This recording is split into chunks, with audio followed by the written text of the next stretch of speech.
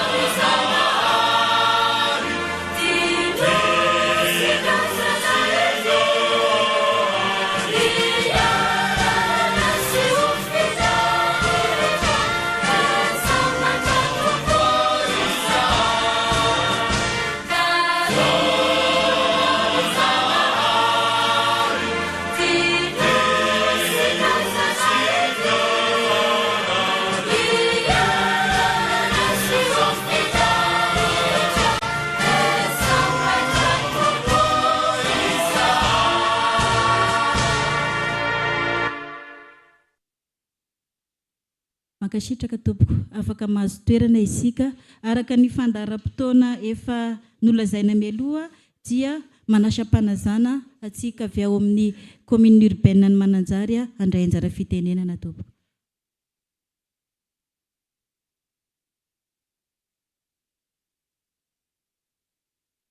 Sotra nanome fitenenana.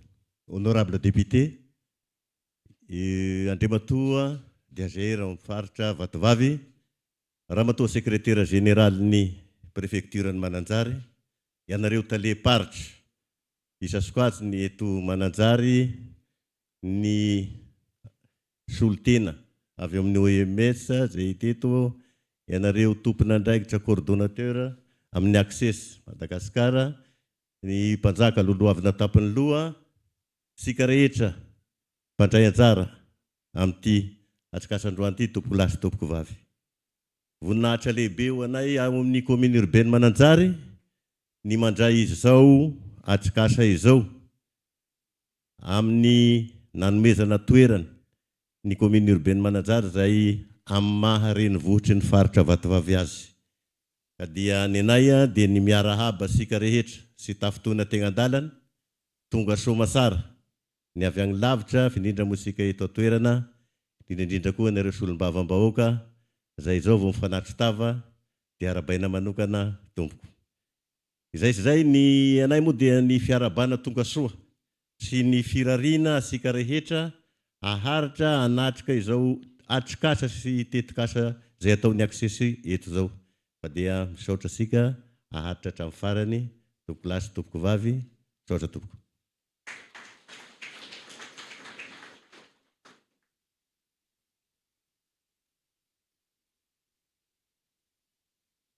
Isaorasika ry zareo avy amin'ny commune urbaine ny Mananjary nitondra izay teny fiarabana ho antsika rehetra teo izay. Iangaviana ny manaraka indray ny secrétaire ny préfecture, secrétaire général ny préfecture andray anjara fitenenana manaraka tompoko.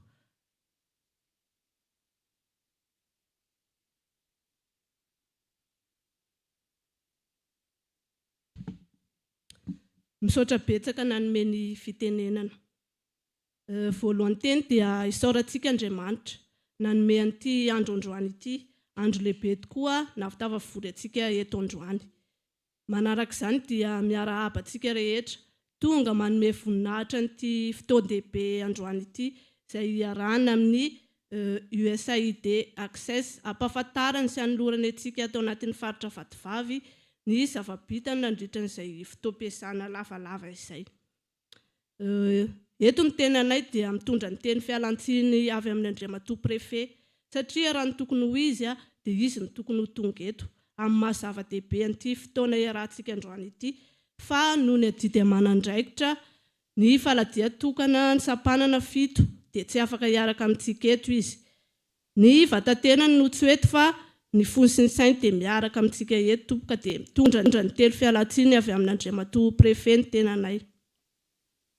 Zava-dehibe tokoa teo ny zavatra ho atrehantsika eto androany satria androany no anoloran'ny USAID Access ny zava-bitany tao anatin'ny fotoana maromaro izay niasany teto amintsika araka ny voalazako teo. Ka mialohan'ny hidirantsika amin'ny lalindalina kokoa dia ampahafantarina itsika reto olo-manan-kaja maro tonga manome voninahitra an'ity fotoana androany ity. Tonga eto avokoa ireo solombavam-bahoaka voafidy tato anatin'ny faritra tato anatin'ny distrikany Mananjary. Azafady indrindra tompoko ary raisina mpitiavana anareo Andriamatoa solombavam-bahoaka raisintsika mitehaka izy ireo ao Andriamatoa Andriarsan Maurice Lucien sy Andriamatoa Mamiaja Charlot izay solombavam-bahoaka antsika ato anatin'ny distrikany Mananjary. Mankasitraka indrindra tompoko. Ao ihany koa Andriamatoa Taleny fitantanan-draharan-kabeny ao amin'ny faritra izay misolo tenana Andriamatoa gouvernora. Raisintsika mitehaka ihany koa izy tompoko.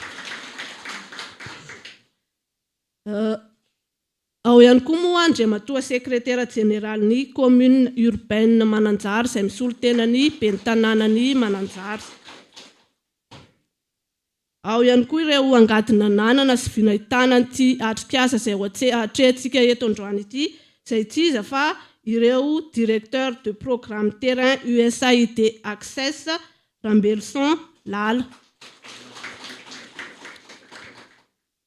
Ao ihany koa Andriamatoa directeur interrégional USAID Access Ramaramianana Delors.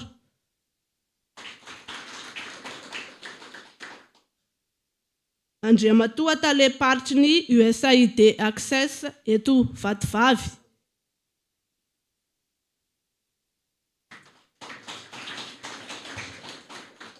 Ary Andriamatoa taleparitry ny fahasalamana ato amin'ny faritra Vatovavy. Ao ihany koa moa ianareo izay tsy vidiantsy havana amin'ny toerana sy ny laharam-boninahitra misy anareo tsirairay avy. Miarahabantsika rehetra tompoka ary tonga soa atao amin'ity atrikasa izay atrehantsika androany ity. Misaotra tompoko lahy, mankasitraka tompoko vavy.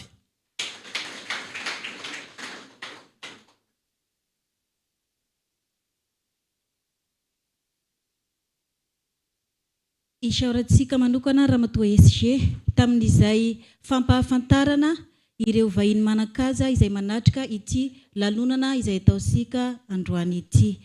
Ny tetikasha access dia nanabesaka ny ministeran'ny fahasalamam-bahoaka sy tety vatovavy ihany fa tany amin'ny faritra hafa ihany koa na ara-pitaovana zany na ara-bola. Alohany andraisany solotena ny avy ao amin'ny tetikasha access fandraisana anjara-pitenenana dia isy vidéo izay iarahantsika mijery izao.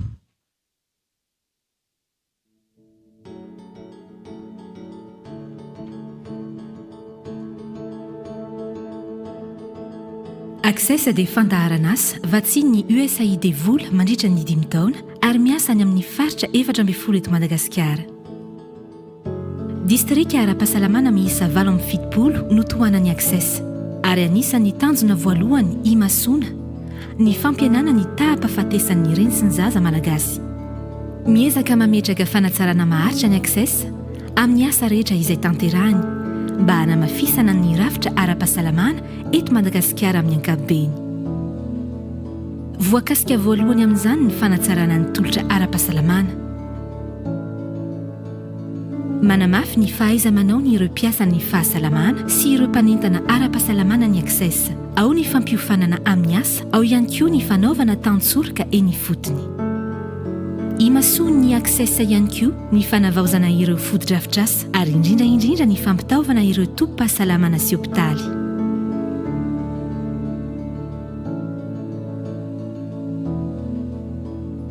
Ny fametrahana fanatsarana maharitra nefa dia miankina ihany koa amin'ny fahaiza-mitantana ka miara-miasa akaiky amin'ny rafitra rehetra ao amin'ny ministeran'ny fahasalamam-bahoaka ny Access ahafahan'izy ireo aompy eo amin'ny ezaka fanatsarana mila apetraka.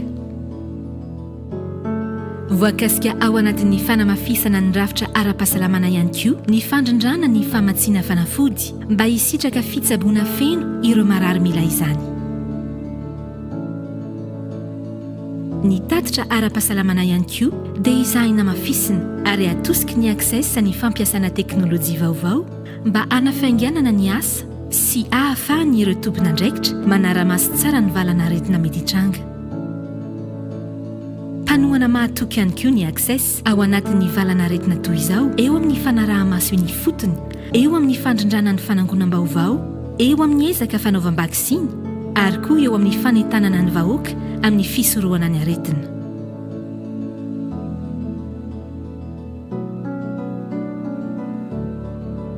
Ny fanatsarana rehetra atao mandidina ny fahasalamana manko dia mila ezaka avy amin'ireo vahoaka mpisitraka izany. Anisan'ny mpanohana voalohany amin'ny fiovam-pietsika sy fiovana eo amin'ny fiarahamonina ny Access izay mirindra ao anatin'ny hetsika be miray. Rehefa tsara sy lavrary manko ny tolotra ara-pahasalamana ary matanjaka ny rafitra ara-pahasalamana amin'ny ankapobeny dia mihatsara ho azy ny fahasalamam-bahoaka rehefa samy tompona andraikitra amin'ny fahasalamana ny tsirairay.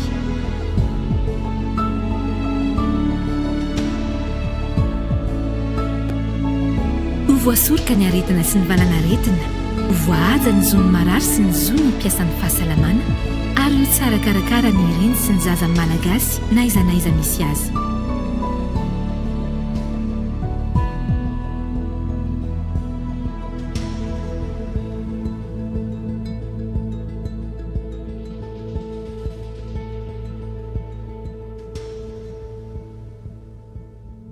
Hitasika tamin'ilay vidéo naseho teo fa tena nandray anjara ary tena nidina fotony misy ny tetikasha Access ho an'ny fahasalamana fanatsarana ny fahasalamam-bahoaka. Raha 13 ny faritra misy eto Madagasikara, 14 tanatin'izay ihany no ny asian'ny Access. Isika nefa tafaran'izay hoe raha tamin'ny 24 izy nanomboka ny asa, isika tafaran'izay vao nahazo région sy nataony ambany zavatra isika vatovavy fa nisan'ireo région ny jirany koa dia omesika tehaka amin'ny refitrevitra ireto manao akanjo mangamanga izay solotena ny Access ireto mangasitraka tomboko izay indrindra no andraisasika ny solotena avy ao amin'ny Access andray anjara fitenenana manasanao ampanazana tompoko.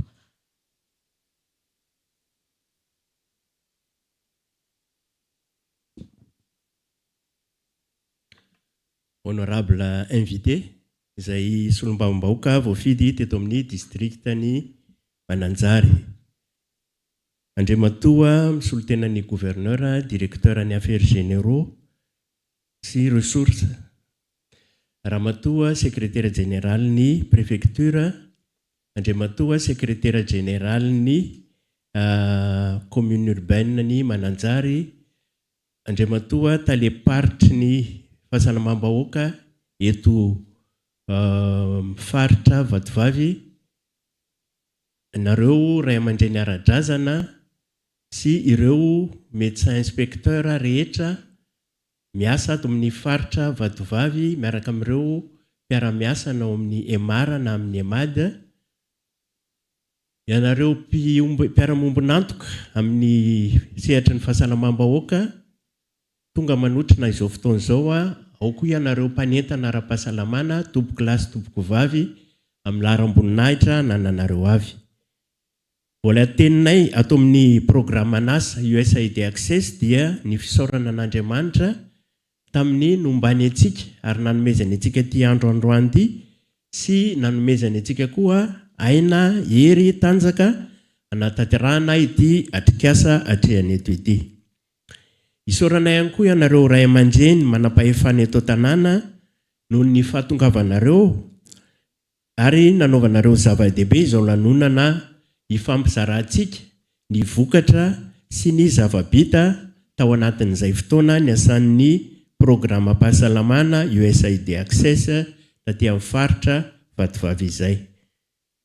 Raha atao indray mijery ny programme pahasalamana USAID Access manampy an'ilay hitantsika antsara teo dia manao taontsoroka ny ministeran'ny fahasalamam-bahoaka voalohany anatsarana ny fahafahan'ireo vahoaka hatreny fotony hisitraka ireo tolotra ara-pahasalamana tsara kalitao eny amin'ny fokontany amin'ny alalan'ireo mpanentana ara-pahasalamana, eny anivon'ny commune amin'ny alalan'ireny tohim-pahasalamana CSB, ety amin'ny district amin'ny alalan'ireo hôpitaly.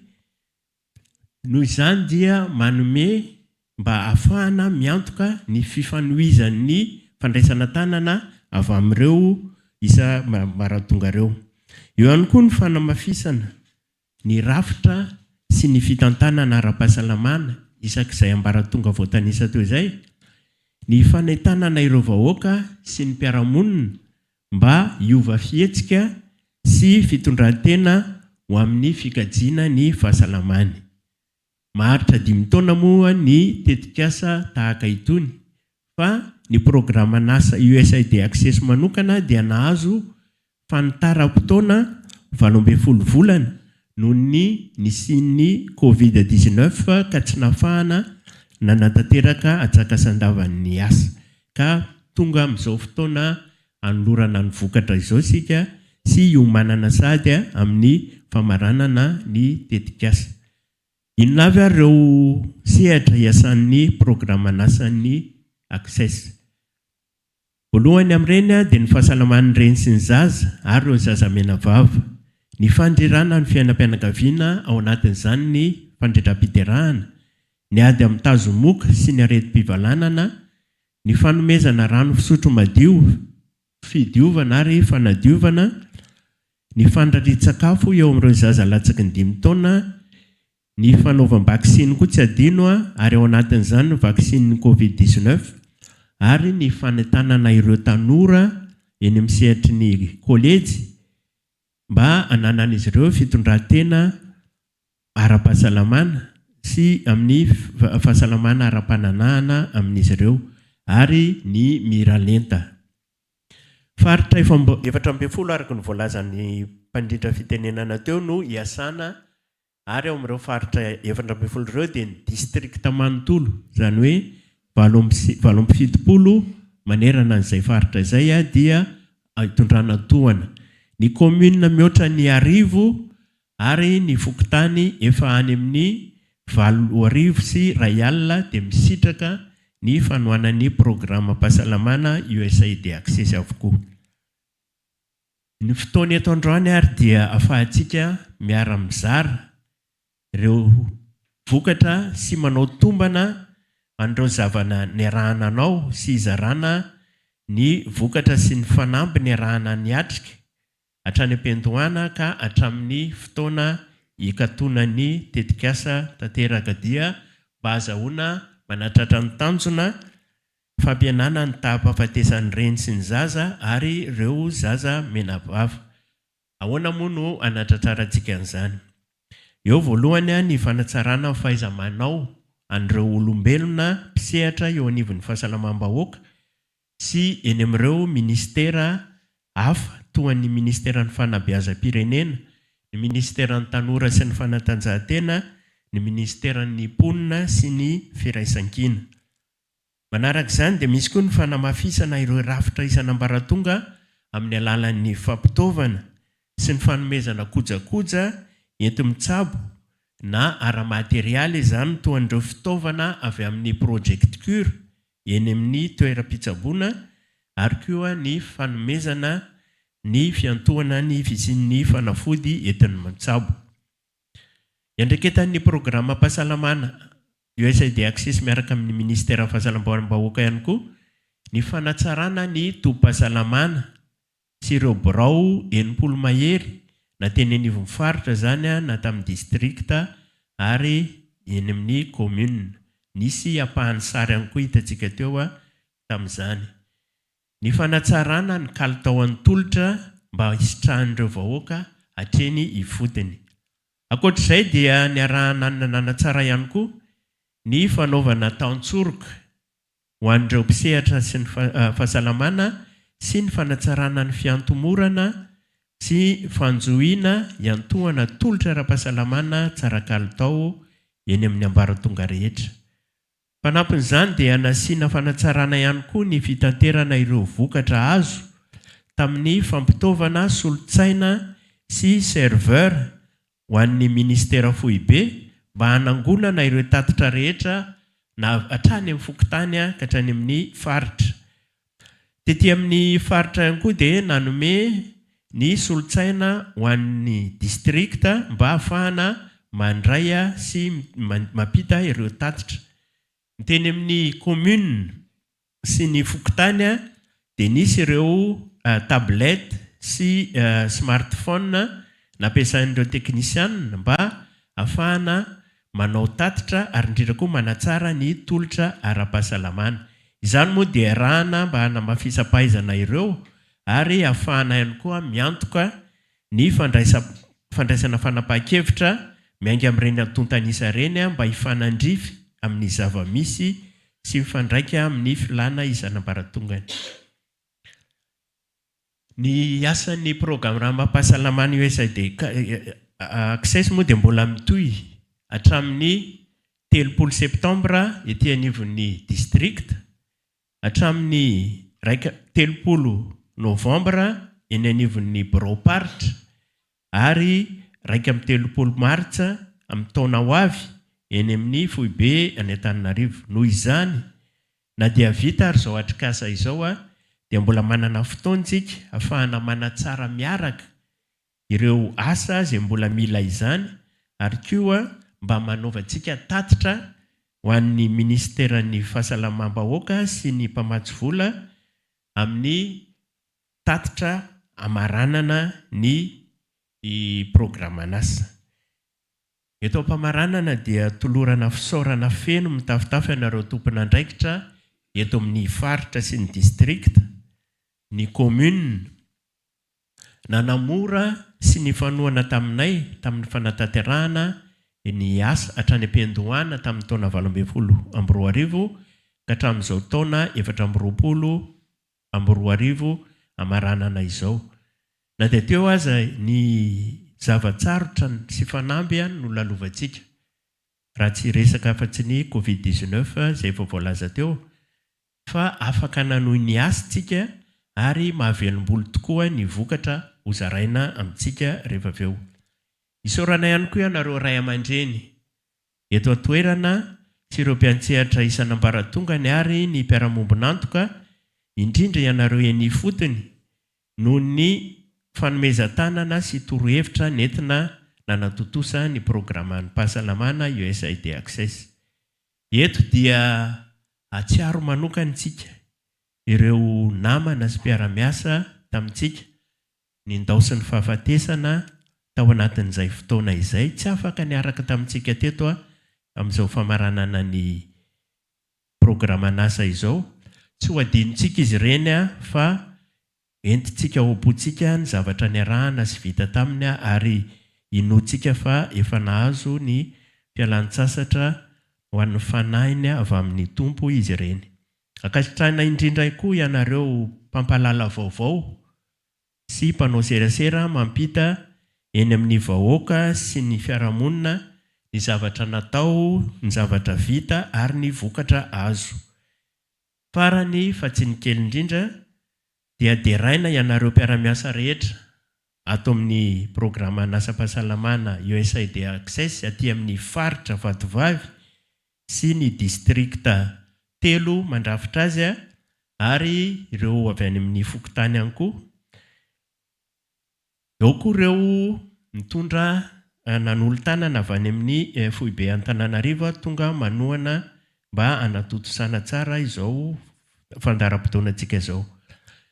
Be tokoa ny zava-bita sy ny vokatra azo ka rarany raha hiarakitsika irearea tamin'izany rehetrarehetra izany. Mandalo any moa ny tetikasa toa ny programa nasa USAID Access ohatranytony fa izay rehetra zavatra vita sy natao dia atolotra ny ministera mba ahafahany izany mitohy sy olovain'ny taranaka mifandimby. Manaraka an'izany dia misy ihany koa ireo fitaovana rehetra izay niasan'ny programa nasa USAID Access taty amin'ny faritra dia araky ny fankatoavana azonay tamin'ny mpamatsy vola izay tompon'ny fitaovana dia misy ampahany ihany reto apetraka ary ho atolotra ato anatin'ity lanonana ity ho an'ny distrikta ny aty anivon'ny distrikta zany dia ny région torak'izay ihany koa. Misy ny latabatra hiasana, misy ireo modem ahafahana mandray ny internet, ny power bank, misy ny tablette ordinateur, ny imprimante, ny groupe électrogène sy ny maro hafa koa zany azy tsy afaka no bataina taty daholo dia mba androany no anaovantsika fanamariana ny fanolorana izay. Alohan'ny amaranako ny fandraisam-pitenenana ary dia apetraka izy ireo olova ahafahana manohy ny asa aty amin'ny distrikta sy eny amin'ny farany.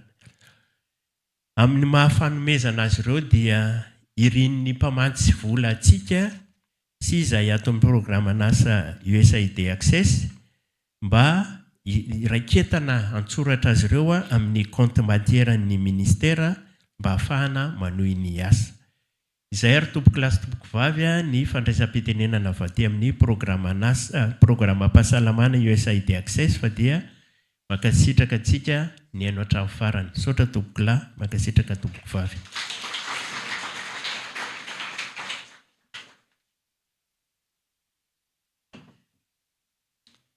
Isaorantsika nisy olo tena avy ao amin'ny tetikasa Access nitondra izay fandraisam-pitenenana sy fanolorana sahady ireto fitaovana ho an'ny faritra sy ho an'ny distrika izay.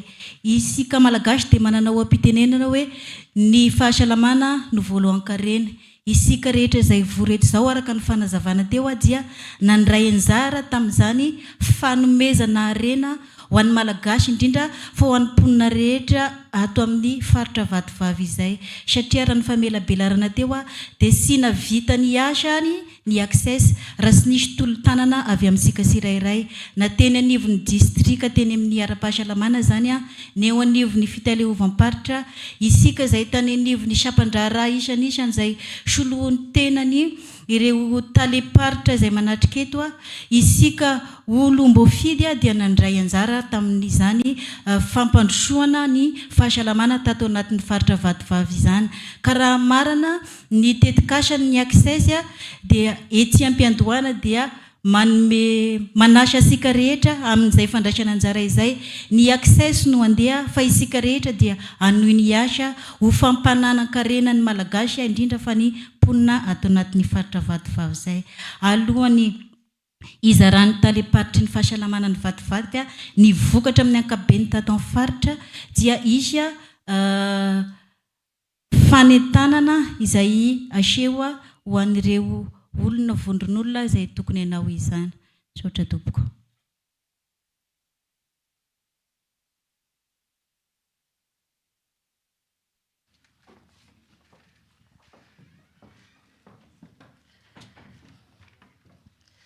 Faly miarabasika rehetra tompolasy tompoko vavy ary ny groupe vagnitika manoloana anareo eto mitondra ny animation amin'ity andron'io ity satria teko kosa raha vaty fa vaty miagnelagnelan.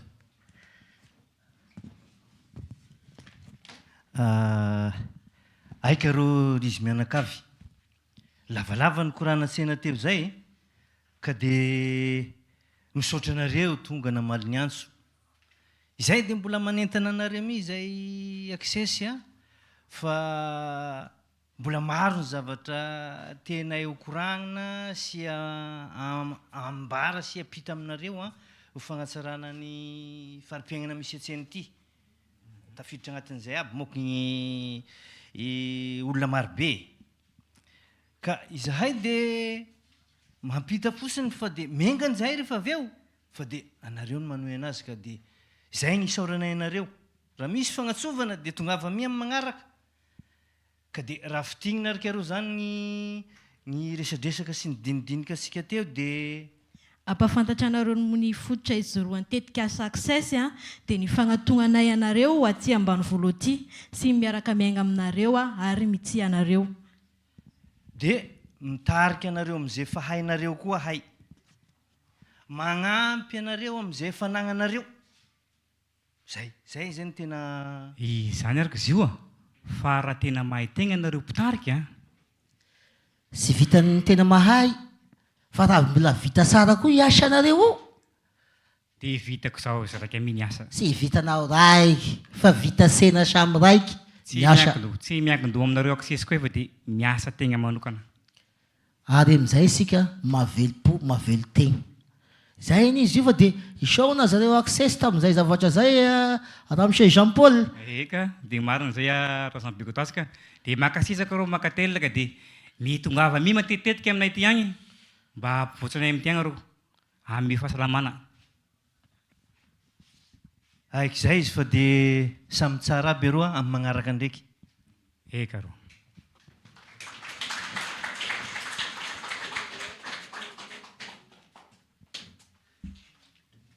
Isaorasika ry Jean Begodasy tamin'izay fagnentagnana nataony teo zay. Izao dia manasa ampanazana anao andriamatoa sy olom-bavahoaka voasidy tato amin'ny distrikany Mananjary andray anjara fitenenana. Manasa tompoko.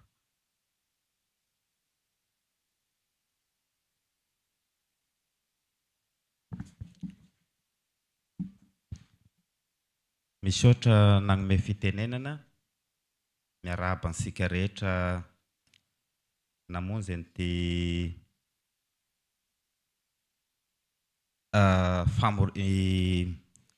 famaranana mitetika asa USAID access izay raha ny regnisika teo angamba dia hoe 9 taona ny échange zareo tato agnatin'ny distrikany Mananjary dia be ny vokatra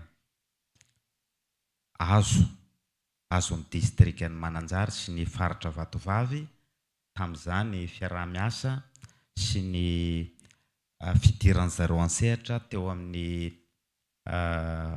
azo lazaina hoe fampandrosoana ny distrikany Mananjary zay mankasitraka zahay mankateligna anareo access.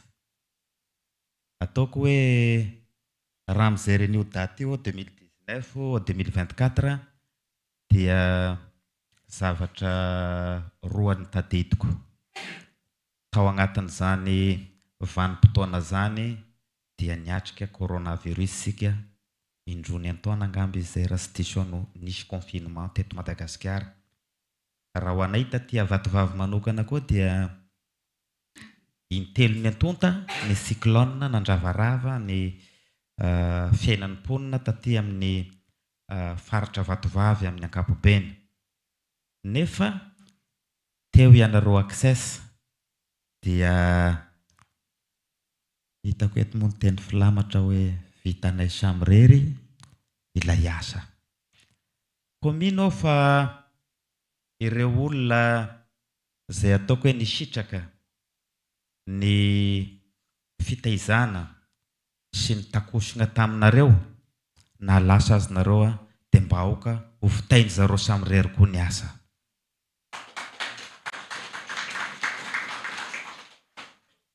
Mankasitraka mankatelina nareo satria raha 320 ny faritra teto Madagasikara dia 420 ihany no ny asanareo.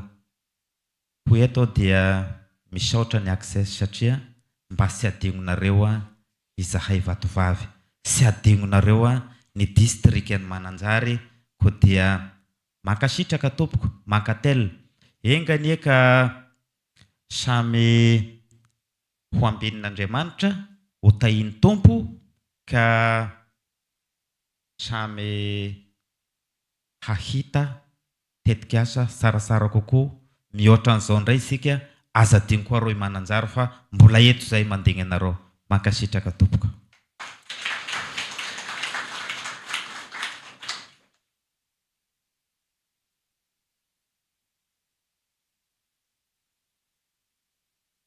Siarananao Andriamatoa Solombavam-bahoaka izay voafidy teto amin'ny distrikany Mananjary nitondra izay anjara fitenenana teo izay. No ny lamina moa dia saina koa Andriamatoa Dr Maurice moa izany no alalasika anazy Andriamatoa député hitondra fandraisana anjara fitenenana.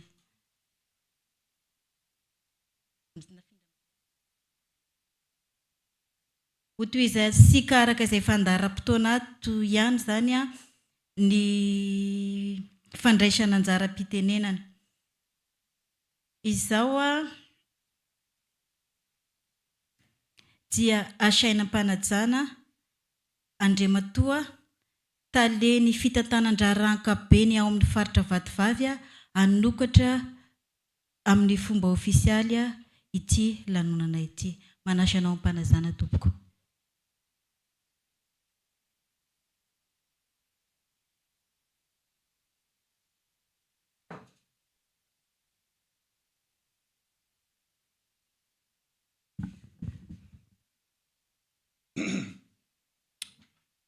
Ny hazo no tohizana amin'ny hazo, ny vy tohizana amina vy, ary ny resaka ny teny tohizana amin'ny teny ihany koa. Koa dia isaorana ianao ankasitrana Ramatoa mpanentana nanomena anjara fitenenana ahafahanay mitondra ny fandaharam-pitenenana anjarana eto. Andriamatoa honorable Solombavam-bahoaka ny Madagasikara voafidy tato anatin'ny distrikany Mananjary. Eto anareo talemparitra isan-tokony. Eto anao Andriamatoa secrétaire général ny préfecture-ny Mananjary. Toy izany koa anao Andriamatoa secrétaire général ny commune Ambonivohitra Mananjary. Eto anao mpanjaka managny ny andronao. Ianareo lehibe natrapatra raha tsy adino. Ianareo fianakaviam-beny programme access zay tonga eto sy manome voninahitra an'izao fotoana izao. Sy ary farany mpanononana fa lehibe amin'ny voninahitra dia tsika ianareo rehetra. Nasaina ka tonga manome voninahitra an'izao fotoana izao. Tompoko lahy sy tompoko vavy. Ny havozony hanitry ny ala, ny rambiaziny hanitry ny tanety, voasary hanitry ny loasa, fa ny kabary kosa dia hanitry ny fotoam-pivoriana. Ka dia eo indrindritsika izao manatanteraka an'izay fandaharam-pitenenana zay ka dia voalohany indrindra dia tsy hay misy isaotra an'Andriamanitra. Isaoransika izy satria izy no avo indrindra sy sara indrindra. Matoa itsika ny tonga eto, matoa ny izao fandaharan'izao ny tanteraka dia no ny sitrapony. Ny alina ne ka miara-mandry ianao ny miara-mifoa ka matoa tsika tonga eto, indrindra fa matazana eto misy avy any amin'ny distrika lavitra tonga eto dia no ny fitantanany ka dia nikasitrahansika izy, isaorantsika izy ary tolorisika ny azy ny voninahitra zay fa azy hatramin'ny elabe ka mandraka androany ary mandrakizay. Tompoko lahy sy tompoko vavy araka ny voalaza teo. Itsika ny tonga eto tsy sanatria kory ohatry ny pentsena ka tonga tsy nantsony na vorovoro foagna karaha vaogna zany fa dia misy antony tokotry. Aomby fahosy sy riry fahavaratra ka tsy tonga foagna fa manakatondia. Ka ny antondia ny antom-pivoriantsika dia mazava dia hanatrika ny fotoam-pamaranana ny programa Nasa Access. Efa be voalaza teo zay. Fa niany mba teboka visivisy tiako tenenina dia izao. Voalohany indrindra, raha ny mananombony ka manana hena, ny manana tanimbary manapotaka, ny manambola manana taratasy, fa ny tena harena dia ny olombelona. Ny olombelona nefa matoy izy harena dia satria salama.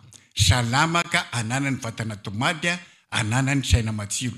Zay izy voatao harena satria amin'izay fotoana izay dia afaka matanteraka ny didy manandraikitra zay tokony sahany na nomena iandreketany. Ka ny faritra araka ny voalazany didy eo an-dalana manan-kery dia natao hitantsorika ny fampivoarana ara-sosialy sy ara-toekarena ny fiara-padidian'izay satria dia mpanetretena moa ny jorona eto misy olo tena ny ndrematoa governoran'ny faritra. Ka izay mahatonga nampatsiahy hoe izany ny voalazany lalàna manan-kery fa andraikitra fohy be, andraikitra fototry ny faritra. Ka dia raha natao ary ty fandarana Access ty dia veriko fa fanozo indrindra amin'izay iraka amin'ny lalàna any faritra zay.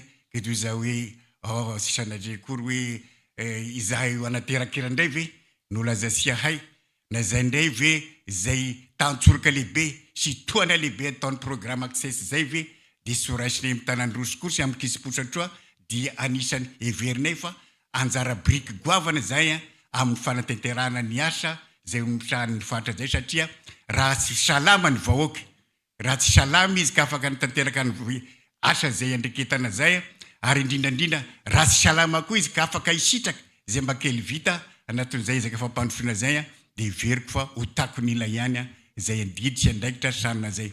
Ka eto tompoko lahy sy tompoko vavy dia tsy hainay tsy hisaotra. Tsy hisaotra nareo amin'ny programa Nasa Access noho izay tosika lehibe sy tantsorika lehibe ataonareo zay anatin'ny fanotanterahanay ny didy manandraikitra zay sahanay ny faritra. Tsy mihambo avita tena samirery anjany asa zany zay satria ny asa fampitrony zay noho izy asa lavitrezaka dia toy ny vadidrano ka tsy vita tsy fanakonany. Ka dia tompoko lahy sy tompoko vavy tsy dia eno kabary loatra nahatonga asika eto fotoana lateo fa mandro satria tsy azo tazomina.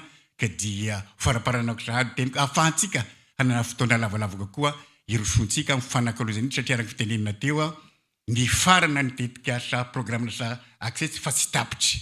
Tsy tapitry satria mbola mitoy araka ny fanazavana noho ny antony hoe mbola misy fanalavam-potoana 80 volana iasan'izy ity. Ka ny vita no tanterina sy arahantsika manao tombana eto. Fa nitetika asa dia mbola hitoy. Ka dia hoy hoe enganetsika menakavy dia samy tsy hisorona, tsy hisalasala, hitondra zay hevitra avy amintsika agny ahafahana manatsara ny asa anatin'izay vanim-potoana 80 volan'izay satria mety ho fohy zany fa raha haintsika no mitrandraka an'izay dia ahitambokatra besaka dia ny faniriana dia engany ny hevitra hiposaka eto dia ho hevitra matotra, hevitra mafonja ahafahantsika manome tosika bebe kokoa ny fandaharana Nasa Access. Tompoko lahy sy tompoko vavy araka izay fitenenana zay ny teno ny toniketsa raha fohy mamato tena, raha lava afatotry ny olona. Ka dia faranako ny resaka fa dia eto ampamaranana dia amin'ny anarana Andriamatoa governoran'ny faritra Vatovavy izay soloko teny eto dia ambarako fa misokatra amin'ny fomba ofisialy zao atrikasa rahana amin'ny fandarana asa programa Nasa Access zao. Ka dia mankasitraka tsindratsiko naharitra neno hatramin'ny farany. Sotra tompoko lahy makatelina tompoko vavy.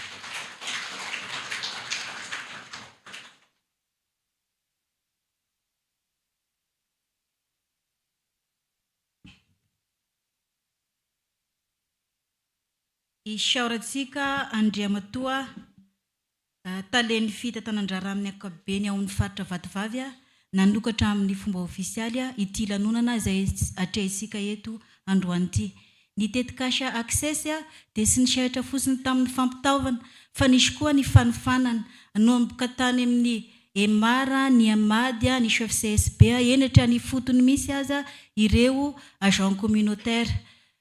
Nisy ny vokatra azo nandritra izay taom-piasana 5 taona ny asiana tetỳ amin'ny faritra Vatovavo zay. Fotoana izao anehoana amsika izay vokatry ny asa nataon'ny programme nasara-pahasalamana access zay koa manangana ao ampanazana Andriamatoa Talim-paritry ny fahasalamana eto Vatovavy hitondra izay fanehoana ny vokatry ny tetikasa nandritra ny 5 taona tato anatin'ny faritra Vatovavy zay. Manasanao tompoko.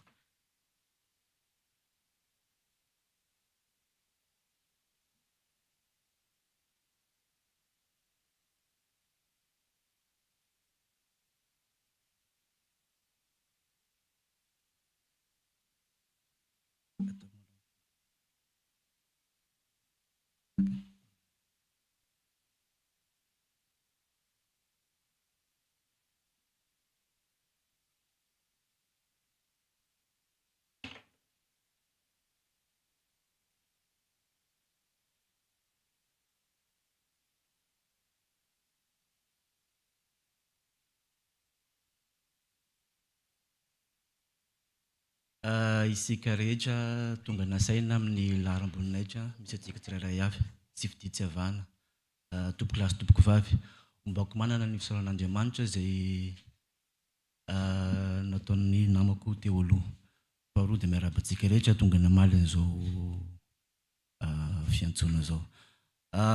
Ny antony joroanay eto amin'ny fitalevam-paritra Vatovavy dia tsika bary fa araky ny teny teo hoe izara amintsika ny vokatra azo tao anatin'ny 9 taona dia niasan'ny tetikasa access izay nanomboka tany amin'ny taona 7 sy 4 tamin'ny voalohany moa zany mazava fa mbola tamin'ny faritra Vatovavy sy fitovinagny mbola nitambatra 21 tsika 2021 nanomboka nisaraka amin'ny faritra toizana ihany ny asa. Ito am-piandohana dia mandolotra ny fisaorana ho an'ny tetikasa USAID access amin'ny nisafidiana faritra Vatovavy ao anatin'ny faritra iasana. Araky ny antsika teo misy faritra 13 eto Madagasikara voafidy tao anatin'izany ny faritra Vatovavy ka zay no anoloana fisaorana amin'ny tetikasa access.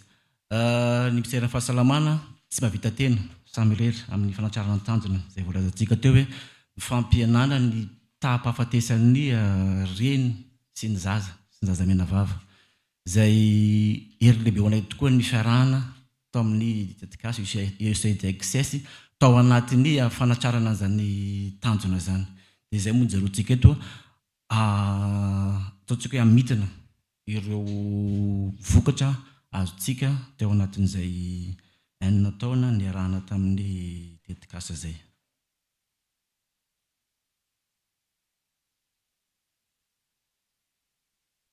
Araky ny tetika eo zany ny access rehefa nanao intervention zany zay ary zay ny tena mampiavaka anazy niasany daholo ny district telo tato anatin'ny faritra, niasany daholo ny commune 420, niasany ireo formation sanitaire 720, niasany ny fokotany 570 sy 700 tao anatin'ny faritra. Zany hoe tena hoe couverture totale mihitsy ny nataon'ny access tao anatin'ny intervention nomboka aty amin'ny faritra, district, commune ka hatrany amin'ny fokotany.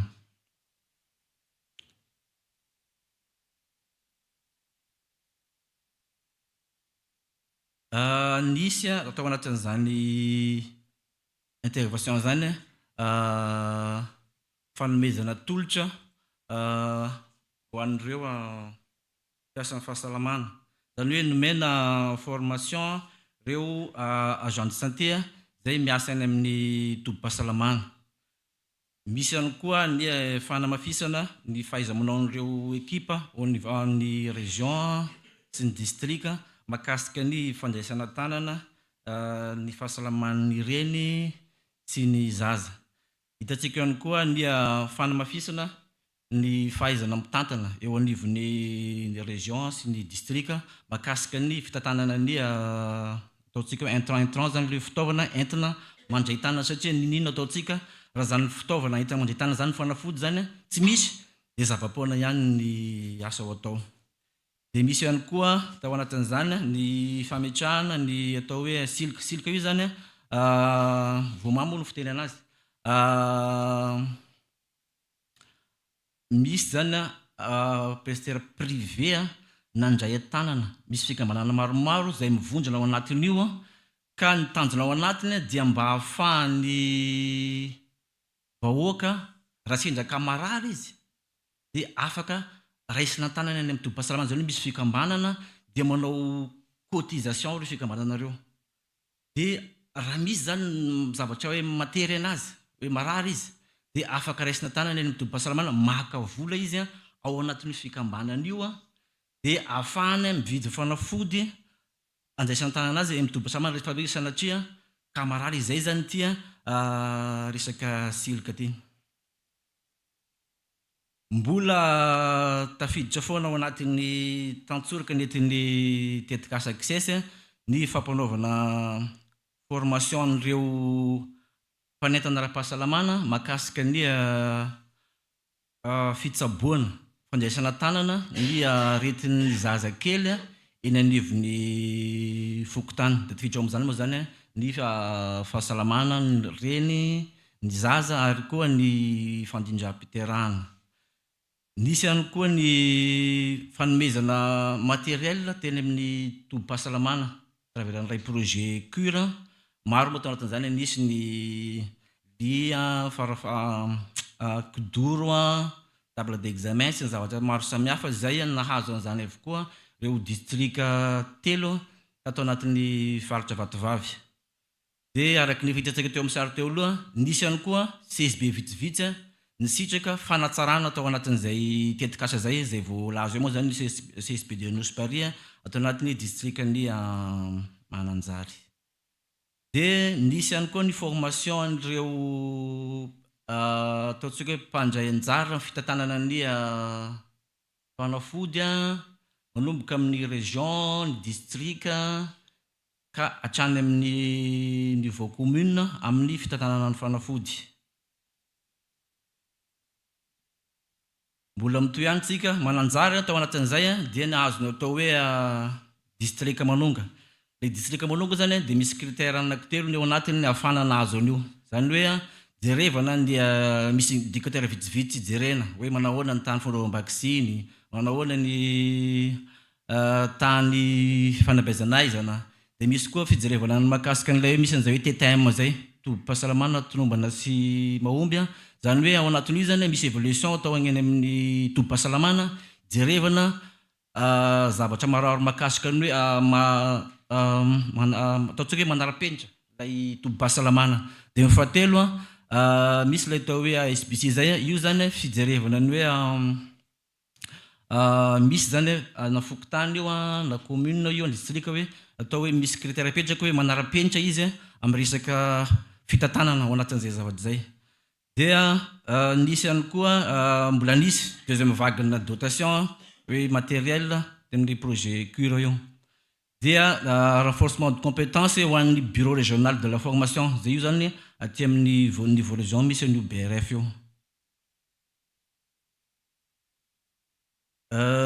Mbola toy izany resaka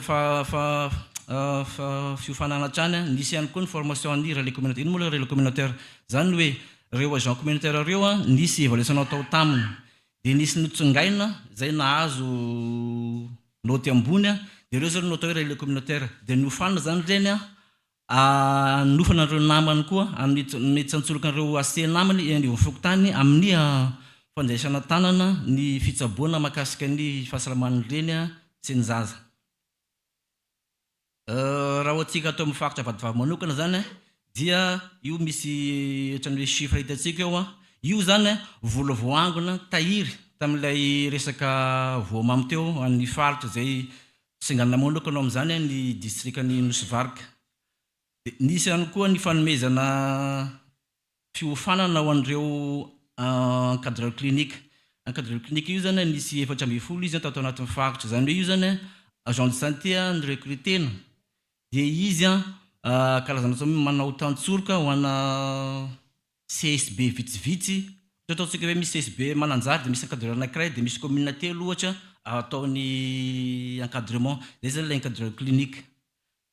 Teo ihany koa ny nanaovana ny approche LDP plus zany hoe fampianarana fanavesana fahaizan'ny mpitarika na ny région na ny district mahakasika ny fitariana transferana conjeune. Ity zany dia niarahan'ny ministère ny fahasalamana sy ny ministère ny fampianarana zay singanana manokana tao amin'ny district ny fanadiana zay nahitana nyzany zavajany ary efa tena fonctionnel io conjeune io miasa tanteraka di ministère ny éducation nationale zany no mampandehan'io enioviny CG zany nipetrahan'io conjeune io zay manentana ny tanora amina hoe mba ialana amin'ny voka aloha loatra, ialana amin'ny fidorona zava-mahadomelona. Moto ihany tsika tombola tovavy dia miditra ao amin'io ilay fanatsarana ny kalitao ny fitsaboana.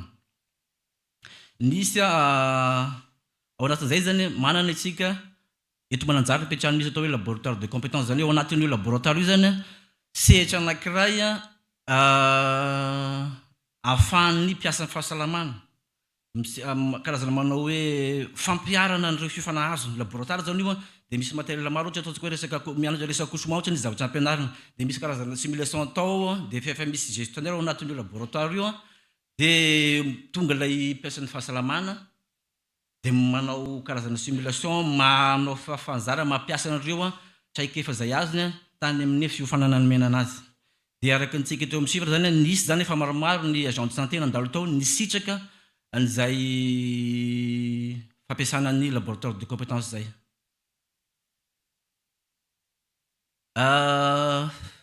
Tehatrana nisy ihany koa ny renforcement ny qualité des soins zay araka voalaza teo nisy agent 710 zay mizara io misy Mananjary nisy Nosivarika manao an'ilay encadrement ny formation sanitaire vitsivitsy dia ao anatin'io zany nisy ny efa intégré satria ny fandarana tabolohany dia hoe ny accès mandeha tanana dia aveo misy ny intégration makany amin'ny ho mpiasam-panjakana dia efa nisy voaray ho mpiasam-panjakana ireo encadreur clinique ireo.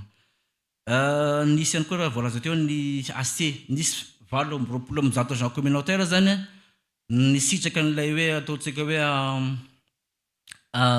relais raha tsy hoe relais communautaire izy zany no mampianatra manoana n'ireo namany AC ny anivon'ny fiarahamonina amin'ny fandraisana tanana ny fahasalamany reny sy ny zaza. Dia ny TTM io hoe tobim-pahasalamana tomombana sy mandroso. Nisy formation sanitaire zay natao évaluation dia ny 30 tamin'izy ireo no rehefa natao ny évaluation no voafidy tao anatin'izany hoe TTM zany. Zao tsika dia hijery ny mahakasika ny fanafisana ny qualité de soins zany hoe noho ny fifanampiana natao tamin'ny tetikasa dia hita araka hitantsika amin'ny tableau ny fiovan'ny fiakarany ataontsika hoe tany fampiasana ny fandindram-piterana hitantsika nomboka tamin'ny 2020 ka hatramin'ny 2023 dia misy chiffre miakatra eo noho ny appui azo tamin'ny USAID access. Dia toraka zany ihany koa ny mahakasika ny resaka qualité de soins mahakasika ny santé fahasalaman'ny reny sy ny zaza dia ahitantsika io misy io TPI io zany TPI io dia hitaniakatra io zany fahazoan'ny reny zay misafo eny amin'ny tobi-pahasalamana misy vaingam-panafody menana azy ahafana miaro ny zaza sy ny reniny amin'ny tazomoka mandritra ny fidindrana voka. Dia hita koa zany fa niakatra io io nomboka 2021 46% niakatra zany jusqu'à 50% taty amin'ny 2024 zay marina fa nisy tetikasa hafa ihany koa niasa tao anatin'io fampiakarana n'io TPI io. dia mahakasika n'ilay fampiasana hydraulique zay io koa zany rehefa teraka ilay vehivavy dia nisy ny fisorohana ny fahaverezan-draha betsaka loatra oren'ny fiterahana. Dia nisy formation nomena ireo mpiasa fahasalamana dia hita fa miakatra ny fampiasana an'io fanafody io nanomboka nidiran'ilay projet zay hitantsika raha 56% izy tany amin'ny 2021 dia efa nahita sika 62% aty amin'ny mai 2024. Hita ihany koa fa niakatra ny fandraisana tanana ireo olombelona voatily fa positif eo amin'ny tazomoka, zany hoe sady natao fitiliana dia hita fa vony tazomoka izy ary nahazo n'ilay fanafody mifandraika amin'izany. Hitantsika eo amin'ny sira fa nitombo koa zany io nanomboka tany amin'ny 2020 niakatra jusqu'any amin'ny 2023. Resaka vaccine dia nahitana fiakarany koa ny couverture vaccinale ho an'ny faritra amin'ny ankapobeny. Mahakasika ny resaka OSHA dia hitantsika fa misy an'io distrika commune vitsivitsy moa zany nanaovana intervention tao anatin'io fanetanana zay miainga ny fotony ny olona ny fotony zany no mitarika ny fanadiovana, mitarika ny resaka fanjarian-tsakafo. Dia zay zany hitantsika eo amin'ny resaka OSHT. Mahakasika ny renforcement fanamafisana ny système de santé dia ao anatin'izany nahitana niakatra ny fahitana ireo fanafody hoentina mandray tanana ny tazomoka na ny fanaovana fanabezanaizana tena anivon'ny tombo-pahasalamana nanomboka tany amin'ny 2021 makasika 2021 zao tsika raha mahakasika ny ataontsika hoe hita disponibilité hita zany le fanafody eny anivon'ny tombo-pahasalamana 82% hitany amin'ny 2021 dia miakatra dia tsika amin'ny 2023 efa mahitatsika 89,24%. Dia zay ihany koa mahakasika n'ilay fanabezanaizana misy ihany koa ny fiakarana. Raha ohatsika eto amin'ny distrika Mananjary manokana dia hita fa tao anatin'izay niasana tao anatin'ny tetikasa dia hita fa ny atsara ny fitantanana ny fanafody tena anivon'ireo tombo-pahasalamana. Dia manamarika moa zany ny taremarika eo raha tany amin'ny 2021 tsika ataontsika 82% dia 89% izy tany 2023 dia araka zany ihany koa moa zany mahaohatry zany koa ny planification familiale ny fanabezanaizana. Ho an'ny nosy varaka manokana mahakasika ny resaka fitantanana ny antotanisa raha tany aloha surtout indrindra ny anivon'ny agent communautaire dia tsy dia nahitana antotanisa io niveau communautaire io fa rehefa tonga ny access tondra ny tantsoroka fanampiana tao anatiny dia niakatra ilay ny taremarika dia hitantsika eo 70% izy aty amin'ny 2024. Mbola mitoy ihany nisy ny ataontsika hoe araka vola teo fanafisana ny fitantanana. Zay io zany tolotra nomena ny mpitarika ito anivon'ny distrika anivon'ny région mahakasika ny fitantanana ny ataontsika hoe district sanitaire na ny région amin'ny ankapobeny.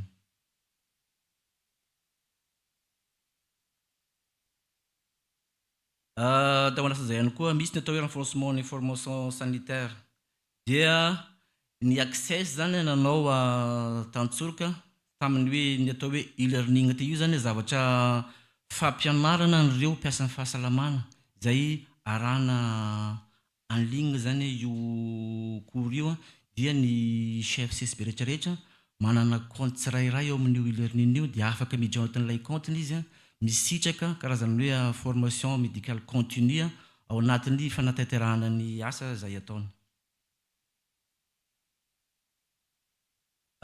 Mbola le teo ihany miverina hoe hita fa niakatra ny fahitana ny fanafody mahakasika ny fandraisana tanana ny tazomoka sy ny fafana manao ny fanabezanaizana teny anivon'ny tombo-pahasalamana.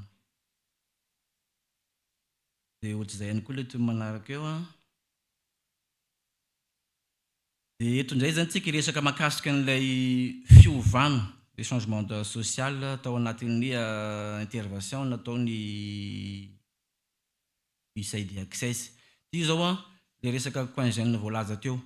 Efa maleo tena io coin jeune io a ho an'ny district misy fanadina misy nozaka fa le fanadina no resahako eto a ao anivon'ny CG mipetraka io coin jeune io. Dia araka voalaza teo hoe misy a ny équipe au ministère de l'éducation nationale ao anatin'io coin jeune io. Dia zareo zany efa manana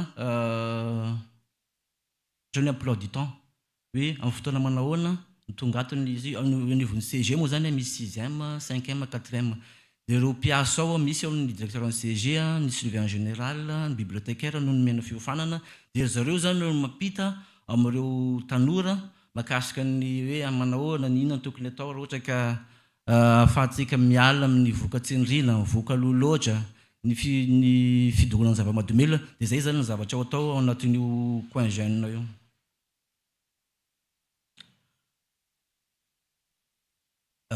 Mbola toy ihany a coin jeune le fanadina teo voalaza teo igny a. Dia ity indray ny resaka commune championne zay ho an'ny district Nosy manokana ty a commune ny Andara. Mbola mitoy ihany resaka coin jeune teo a. Dia ity moa zany manome fotsiny io zany manome antotanisy hoe ohatsika ato amin'ny faritra firy ny jeune zay efa nandalo a tao anatin'io éducation ao anatin'io coin io. Zay zany chiffre omenty eto manaraka eto ty. Dia ao anatin'izay koa changement social zay ihany a. Zay zany mampiseho antotanisa mahakasika ny hoe firy ménage champion, ny couple mpivady champion, ny jeune champion, ny agent communautaire champion, CSP champion. Resaka groupe d'épargne silika resaka teo resaka voamamy ty zany ndray fanehoana firy moa ny groupe mikambana ao anatin'io voamamy io. Dia izy ny antotanisa hitatsika eo a io nisy ny membre ao anatiny 292 groupe a. Reto daholo ny mbola mitoy hoe sy ny montant ny vola. Io vola io zany tsy hoe vola hitatsika tonga dia mivaingana io le vola le mipetraka ery amin'ny beoana amin'ny beve tsy zay fa ireo fikambananareo a mivory a isan-kerinandro. Dia ao anatin'ny fivoriana mandeha latsakemboka. Dia rehefa mandeha latsakemboka ao ihany koa ireo mpikambana rehefa misy efa maka an'ilay vola hanaovany an'izay zavatra hoe manahirana azy hoe ohatra hoe resaka fahasalamana zay ary haveriny any ilay vola avy eo fa tsy hoe tena hita hoe ary io vola io mipetraka any amin'ny banque fa vola mihodikodiny io fa ilay montant zany no tiana afisena eto.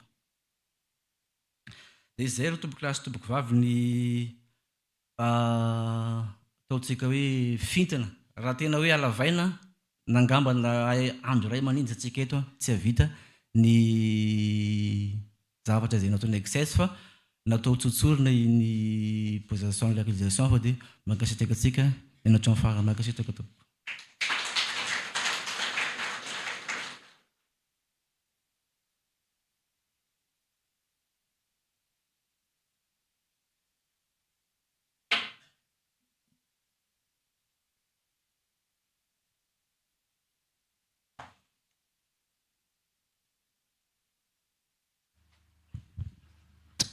Isaorana ianao Andriamatoa Talimpatry ny fahasalamana eto vatovavy a ny tondra izay efa melabelarana makasika ireo vokatra sy ireo asa izay nisahan'ny tetika sara-pahasalamana access tato amin'ny faritra vatovavy.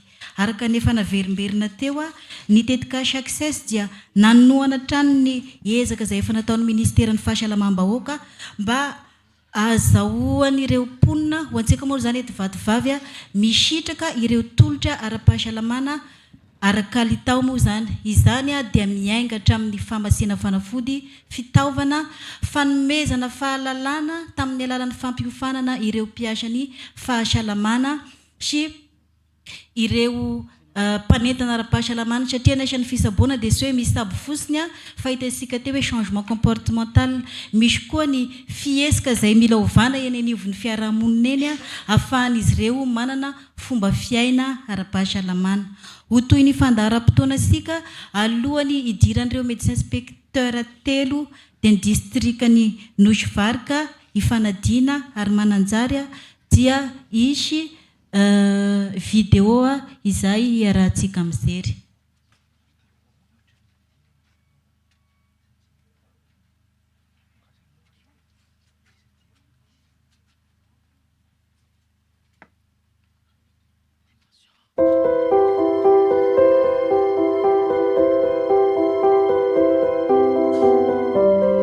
Ny anarako zany raha mananjana an'io azon'ny hoe rasaziny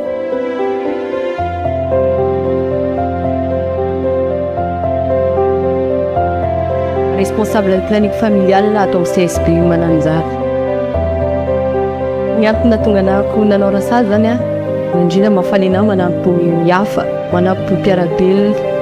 Misy any tsy haiko ny tokony ataony dia zaza mba mampianatra hoe izao ny tokony ataonareo manampy ny reny, manampy ny zaza, manampy ny tanora.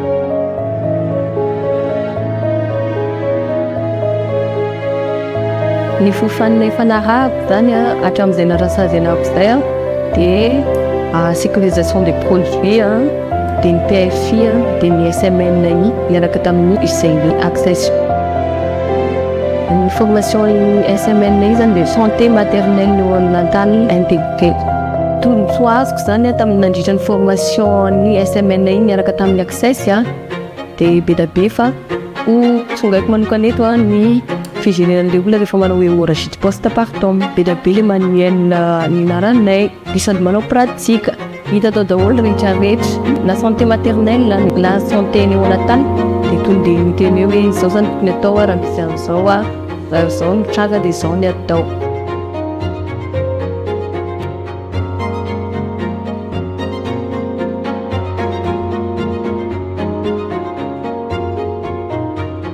Toerana rasazy amin'ny fahasalaman'ny reny sy zaza dia tena mibahan-toerana kokoa amin'ireny amin'ny resaka fampisafoana rasazy maintsy eo amin'ilay izy mamita anazy isambola izy mandeha misafo aty mandra-piterahana dia eo foana ny rasazy eo piterahana dia rasazy eo mandraindraikitra amin'ny rehetrarehetra sendra hoe misy olona eo foana ny rasazy teraka koa ilay zaza amin'ny vaksiny mbola izay rasazy ihany mandray anazy tenao fandrindrana ny renim-pianakaviana na izy mivady dia eo koa izay rasazy amin'ny fanarahamaso ny lanjan'ny zaza koa mbola eo izay rasazy.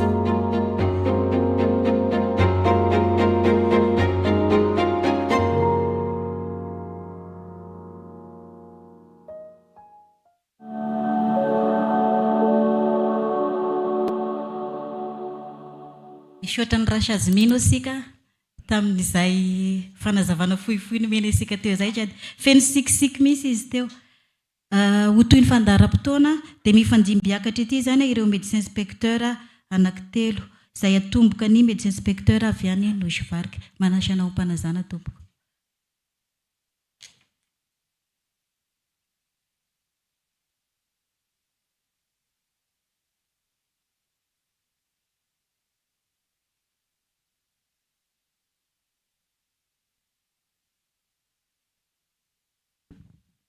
Misaotra indrindra nanomeny fitenenana tompoko lahy sy tompoko vavy izay tonoina amin'ny anaram-boninahitra misy antsika tsirairay avy akory aby lahaly. Araka ny fanehoana nataony taleparitry ny fahasalamam-bahoaka ny vadivavy dia maro ireo sehatrasa niarana tamin'ny USAID access tato anatin'ny faritra. Isan'ny tsongaina manokana sy nampiavaka indrindra ny Nozivarika dia ny voamamy. Izany hoe ny vondron'olona an-toerana miara manao tahiry sy mifampindrana sy ny fampindramam-bola na hoe silika izay miara-miasa akaiky amin'ny fahasalamana sy ny fanatsarana ekonomika eny anivon'ny fokontany tsirairay amin'ny alalan'ny tahiry fahasalamana sy ny tahiry ifampindramana. Nanomboka tamin'ny taona 2024 ka hatramin'izao dia misy vondrona voamamy 450 ao anatin'ny distrika izay ahitana mpikambana 750 sy 707 ary ny raika amin'ny 700 amin'io dia vehivavy avokoa.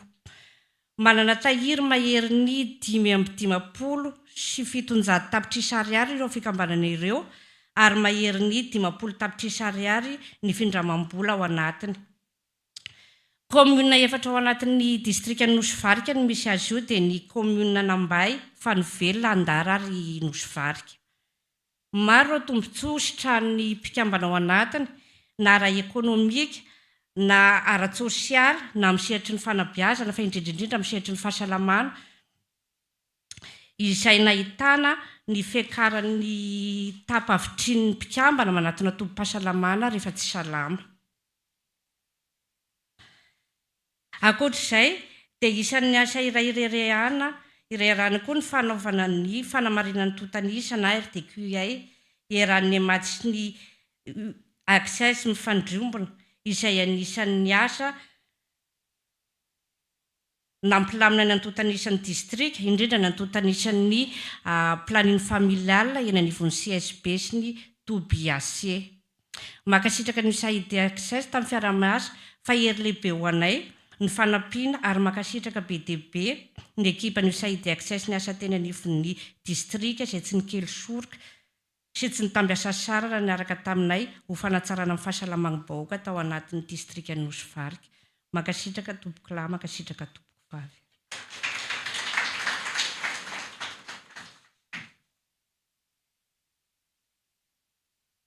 Isaorana i Ramatoa, ex-inspecteur avy ao amin'ny distrika Nosy-Varika, nitondra izay anjara fitenenany teo izay. Alohan'ny jirany ex-inspecteur avy ao fanadina dia isy fanentanana izay ataon'ireo efa voatokana anao izany.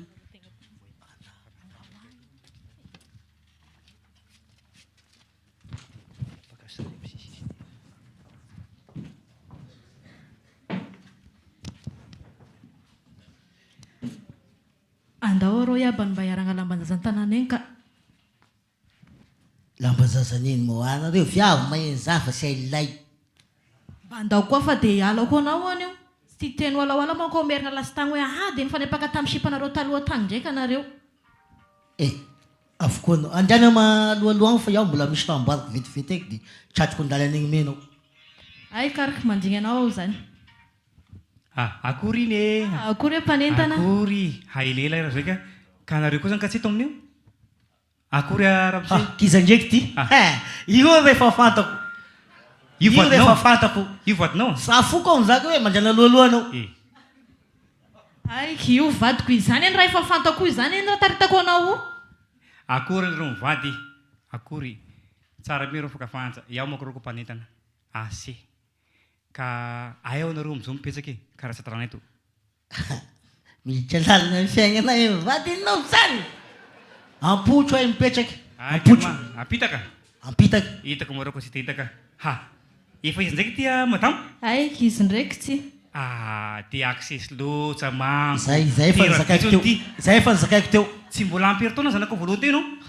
Miditra ny fiainana lalina anay ianao zany. Tsy miditra fiainana lalina. Azafady madamo Onao, nareo mipetsaka apitaka io zany ka mba misafo mianao Ay, avy nisafo ao teo nenga ty. Nisafo tategna rano taron. Ay, siya. Iaiko zaka tegna rano Sanjakare fisafoany vadiko. Sanjakare. Tsy misafo tegna rano ty zakana fa mitsapa amin'ny hôpitaly amin'ny dokotera. Dokotera lay sa viavy?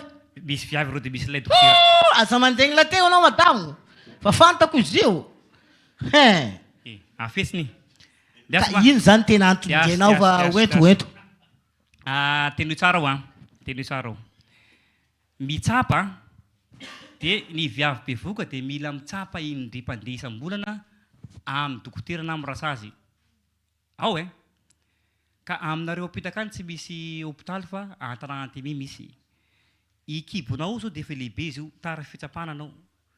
Fa nefany lazaiko hoe tsy tara mi fa mandana mitsapa ny hôpitaly ianareo. Ao ny fitsapana dia ahafantarana ny fitombony zaza ao am-boaka. Dia ahafantarana ihany koa ny fahasalaman'ny reniny mitondra anazy. Ao fa efa farany mety mahazo pile anao. Ao mety mahazo pile omenao zay pile iny entiko hoe.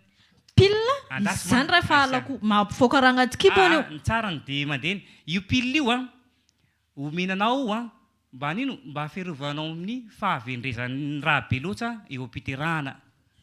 Ao fa efatra farany mila misafo inefatra amin'ny vehivavy bevoka farafahakeliny ary mbalo idealy. Rô vita mi zany ay sy vita zany dia onao mba lalanao zany daty iterahanao va pitraka ho azy io raha tonga fotoana ay sy i raha marobe ramose dia mila homanina ao mila homanina nanao anio anao dia niomana ao dia rehefa hivoaka izy dia homanina izany nefany dia tsy maintsy any amin'ny fisafona mihiny afantarana azy hoe amin'izao karakaran'izao rao tokony daty iterahana dia eo anareo miomana mba mividy lambanjaza mba mioma-komo anareo atsamin'irona kombofana mila homanina aby io fa regninao nizy zany endriny ka aminao agny da sapainy zany ao anareo mivady andao arahansenareo iaraka agny fa dia sy teko any aroarobotinao ty nanao anio tsy izy raika fa anareo mivady nanao anio fa sary andeha hisafo hoe anao raika endriny anao maran'izany iraha sapainy zany aminareo agny ka aiza hitanao teniko farany anareo mivady mety zao izy rendriny mitera-doza ho an'ireny bevoka sy ny zaza ao am-boka ny tsy fisafona andopitaly ka tarito ny kamanao zay bevoka any hoe andao ro hisafo tadidiko amin'izay manko izy teo pilifera zay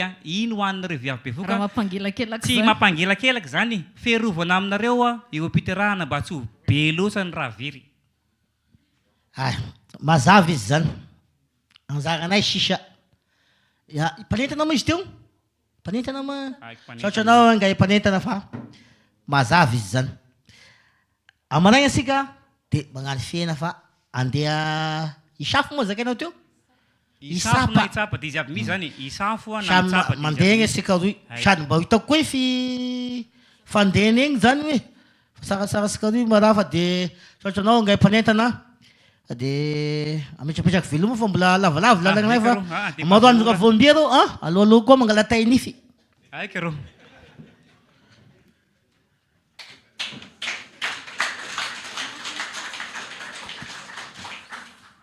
isaorasika zareo mpanentana nitondra an'izay fanentanana teo zay ohatraohatra n'igny misy no hiaignany agent communautaire ny anivon'ny fiarahamonina sika egny misy ny fandresen-datra kanefa dia anisany mitondra tolo-tanana tamin'ny fanomezana fanentanana ireo agent communautaire ny tetikasy access aizany fomba andresen-datra ireo reny bevoka miaraka amin'ny vadiny amonjy itobo-pahasalamana isafo sy hiteraky zay efa hitasika teo ny vokatra azo noho izany manasanao indray ary andray matoa médecin inspecteur avy ao fanadina hitondra ny anjara fitenenana magnaraky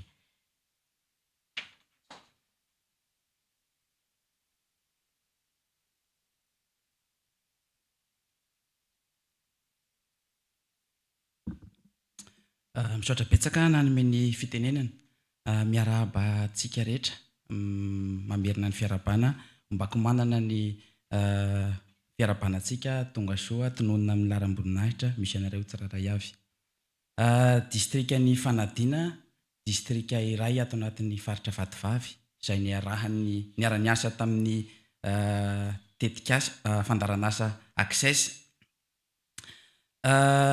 anisany vaindohan-draha rahany ministerany fahasalamam-bahoaka ny fanatsarana ny kalitaon'ny tolotra ara-pahasalamana indrindra eny anivon'ny tobo-pahasalamana na koa eny anivon'ny fokotany anisan'ny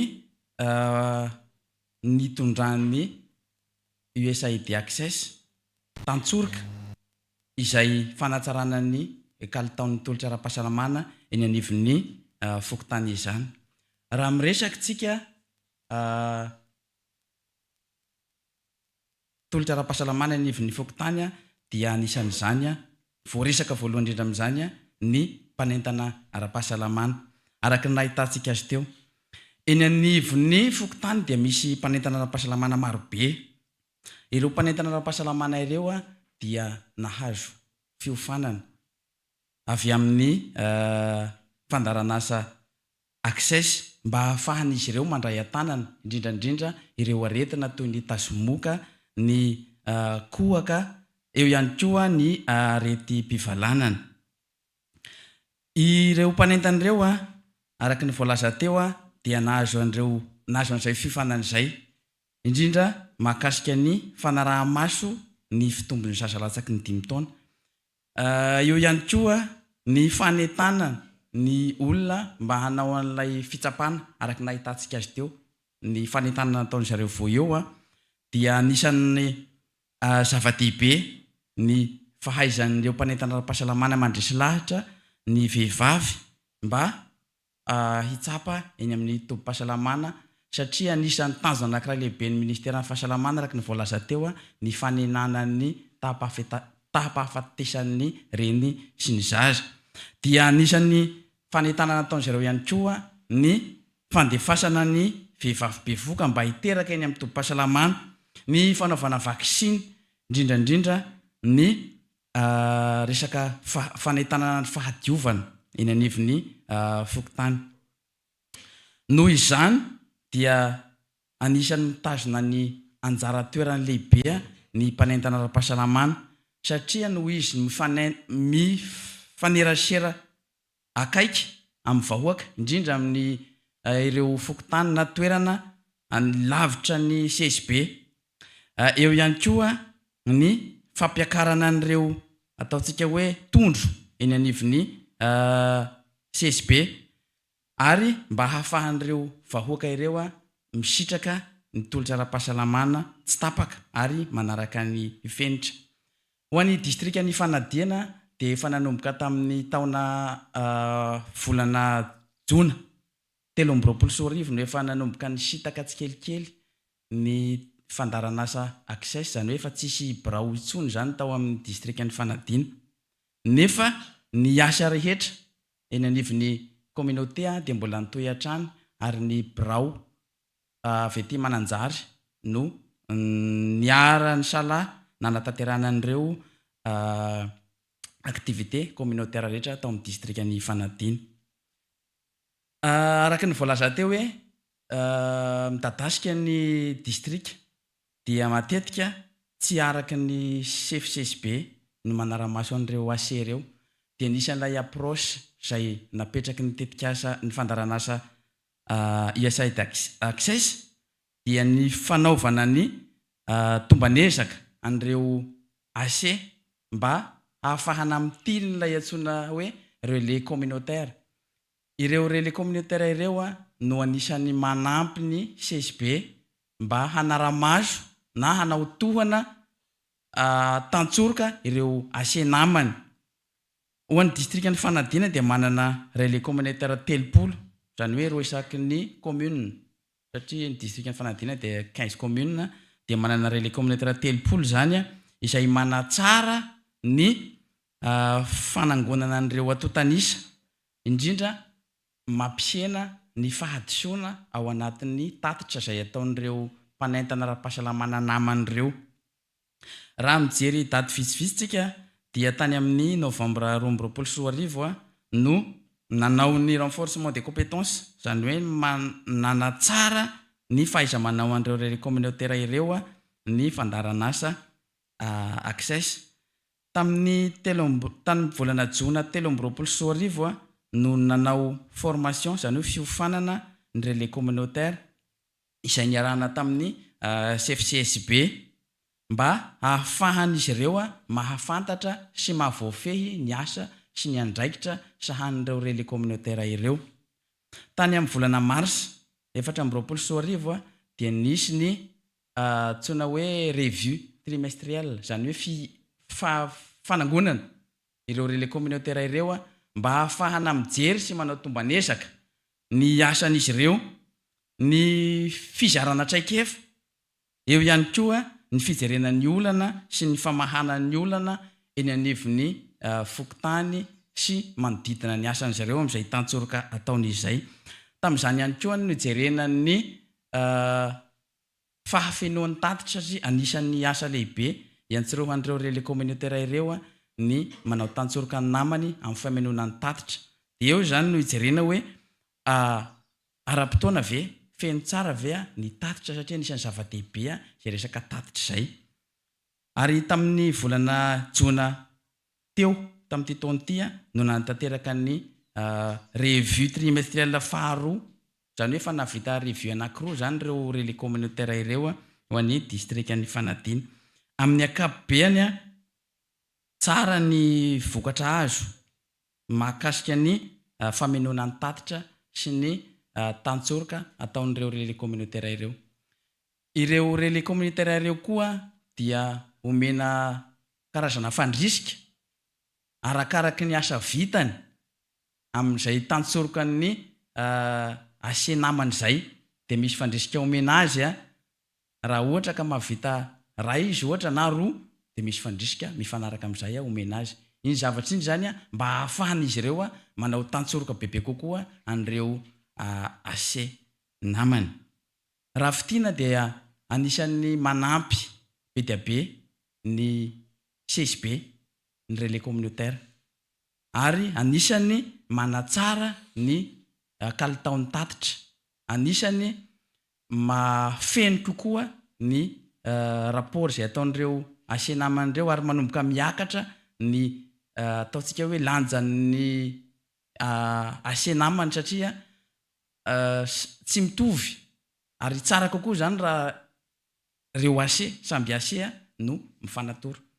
Dia toy izay no anisan'ny activité lehibe tao amin'ny district ny Fanadina. Sationany ihany zay fa raha ny fiarah-miasa natao tamin'ny USAID Access dia tsy ho vita raha ho tantaraina eto androany. Ka dia isaorana lehibe dia lehibe ny fandarana asa Access tamin'ny fiarah-miasa nandritran'izay 9 taona zay tao amin'ny district ny Fanadina. Izay angamba no azo resahana tompo lasy tompo vavy makasitraka ny aina ohatramin'ny farany. Soatra tompo.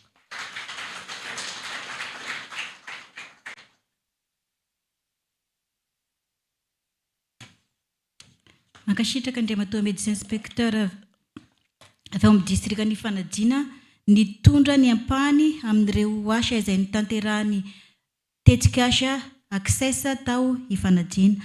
Alohany andraisany médecin inspecteur veto mananjary ny fitenenana dia asaina ireo mpanentana hitondra fanentanana.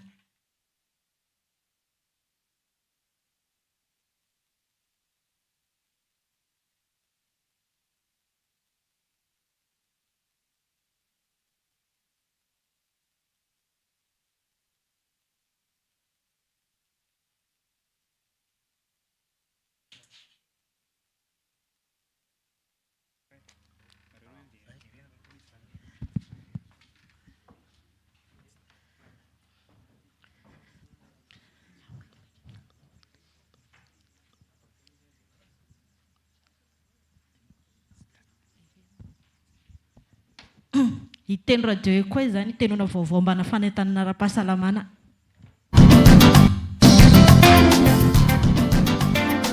Tandremo mahafaty ny dazomoka raha tsy voatsabo indrindra sy njaza piotagno radio zany piotagno radio zany ô piotagno nao dia zany ivangaiko ny tamin'ny Barcelone dia hitonao kuira avadio malako ondiny zany.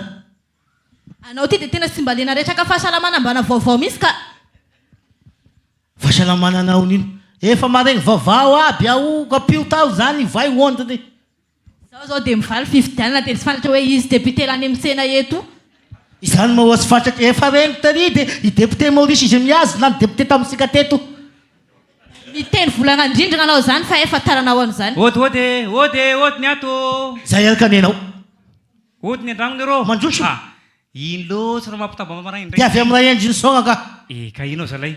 Amin'ny riagny dia fa maheno aloalanareo tao agnato. Antegna mba ty teny fanentanana ara-pahasalamana na sy hirahira zany fe zay raha zakainy amin'olona andragno ato. Ategna roboka avy mitavy ery mba tetenikeno hira dia tonga dia ohatran'izao. Sarotra tsy avy nakorana mangasika kozy izy ty. Tsy manampaka ny koragnanareo vady reo fa dia noho ny asa tegna zany reo hoe mpanentana ara-pahasalamana dia mitety tokantragno reo tegna tao. Ka elantsiny reo tsaka hoe nanampaka ny koragnanareo mivady. Ndre azafady iny ka sy vita tratry ekany fa dia lehilahy sara be lalima. Sara be reo negative me koa akory aby. Dia mety mikorana anao koa. Aika ma. Dia korokorana makasika ny aretina tazomoka reo natokavako amin'ireo vady eto. Manadary be ny tazomoka amin'izao. Zany dia mety izy zao mavoanao mamparikoditra anao isakariva andragno ato. Tazomoka anao tazo fa toka sy ampy mavoana io. Tsy marina zany. Tsy marina. Ny toka tsy mitondra arikody zany. Tsy hoe toka tsy ampy. Anao maromaro kody tsy isakariva. Ao arô dia misy toka gasin litre ao ka goina toka sy ampy mahafaka an'izany. Tsy zany. Maromaro kody tsy isakariva. Aiky. Hitanao tsara anao mandeha anao hôpitaly ao mamitsapa anao hoe so dia mba tazoboka ino andehanako amoritaly pervansy miantoko aminay ity hitanykody zany ianao zao ka raha tsy mety koa mitanitany-kody io raha andeha amoritaly so dia mba tazoboka mi mavoanao ka mahafaty anao tazoboka alefa oento resaka raha fa miteny tanao a rehefa mafanafana hoditra na olon-dehibe na zaza na reny bevoka dia tsara dia manatin'ny hôpitaly ao a any afantarina hoe tazomoka sasy tazomoka no mahazo ny olo anankiray ao raha viavy bevoka izy dia omena pile SP ary raha ohatra hoe aretina tazomoka azo azy fotsiny izy a dia omena ACT fa raha tena tazomoka mahery vaika tsy maintsy arahana maso ny fahasalamany ka izay reo natokavy eto fa avy eo aminareo toko tsisy mostikira ay mostikiranareo izay ny mahavoanareo atao ino ma mostikira miandro mafana be izao ndre mivady sy mipetapetaka mialina tamin'ny tapabolana dia vonizara mostikira ny fanjakana na ataonareo iny mostikira zay kosa anao ko ataon'olona ankila-baofe zay ny fizarany raha ny-tanàna eto tsy mariny zany nandalo tambany masonao iaby ny olona mifokotagny tong eto ny tsisy tsy nazy fa nentina ataonareo araha zay vovo natao fanampikodoro aika ma poitao zany raha iabany dia apetay mostikira adalana endriny kozina agnano an'igny agny fa roy iaho zao vao niditra taminareo teo dia feno rano mianjona aminareo dia feno lobolobo ny amanodidina i rano mianjona io mba totory io ao an'ny moka manatody amin'ny lobolobo izy mipetsaka dia na atoandro na alina dia manaiky tatsika olombelona zay nefa zakaiko anao azarena marivo eo e raha anao dia oasa mi raha makitraka na mba endriny io fa dia anao dia ilikanao amin'ny endriny fezay ny adidy dia mbola endriny koa zany napatapaka ny lobolobo ao mbola iaho koa zany tana ansy napatapaka ny lobolobo marobe io ao io ako misy fotoana nio ka alaiko mi rehefa raha oento mi koananao oento fa dia manentanareo mivady areo a aiza tao atsiramina zalay ny aretina indrindra fa nitazo lazaina fa hoe nitazo ao ka dia vitavita ny tany-kody ny tsara anazy a dia manantona hôpitaly mi manantona dokotera ao a aiky dia eo ny afantarina hoe tazomoka mavoany zanatsikany a na mavoatsikany tsy mifidy na zaza na olon-dehibe zany tokony mandeha agny ianao amin'ny dokotera zany eo seny mahatonga saigny anahy io farany tandremy fa tena mahafaty ny tazomoka zany tena mahafaty ny tazomoka raha osaka tarasizany aleo zany a tapakevitra ka agnila vanana ano mambaka ka dia niany mi dia mandehana anao maromaro koditra isaka rivo zany karan'izay fisehony dia mandana ny any dia niany mi andopitaly zay areo ka dia andehaka reo tamtorevitra fa dia fa izy eny ty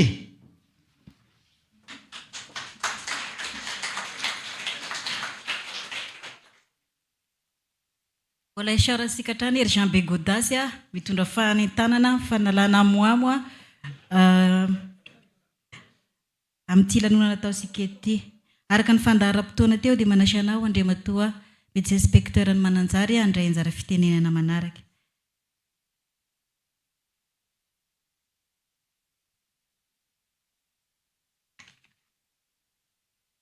sotra nanome ny fitenenana manantitra ny fiarabana antsika rehetrarehetra ohatran'ireo distrika roa teo aloha dia nandray anjara ihany koa ny tamin'ny fiarah-miasa tamin'ny tetika sara-pahasalamana access ny SDSP mananjary maro ny fiarah-miasa sy ny endrika fiarah-miasa zay ny arana tamin'izy ireo fa ny tiako ifampizarana amintsika androany dia ny atao hoe TTM efa noresahandriamatoa tale teo ihany le izy fa raha verina ny TTM dia lavaina amin'ny hoe tombom-pahasalamana tomombana sy mahomby tomombana dia ijerena hoe manaraka ny fenitra zay napetraky ny ministera ny fahasalamana avea ny tombo-pahasalamana anankiray dia mahomby raha ijerena ihany koa hoe mipaika any amin'ny vahoaka ve zany fenitra eo amin'ny CSB anankiray zany ny TTM dia ijerevana an'izay zavatra anankiroa zay eo amin'ny CSB2 sy ny CHRD izay no ny raha miasa tamin'ny tetika sara-pahasalamana access ka ho any mananjary zany anomboka tany amin'ny taona 2024 tany hoany dia CSB2 anankiroa ny tafiditra tao anatin'ny fanarahamaso TTM sy CHRD anankiray. Fa amin'izao fotoana izao kosa dia CSB2 7 sisa tavela satria namorona lasa nakany fitovinany ny CHRD tsika kosa lasa niakatra ho lasa CHRR.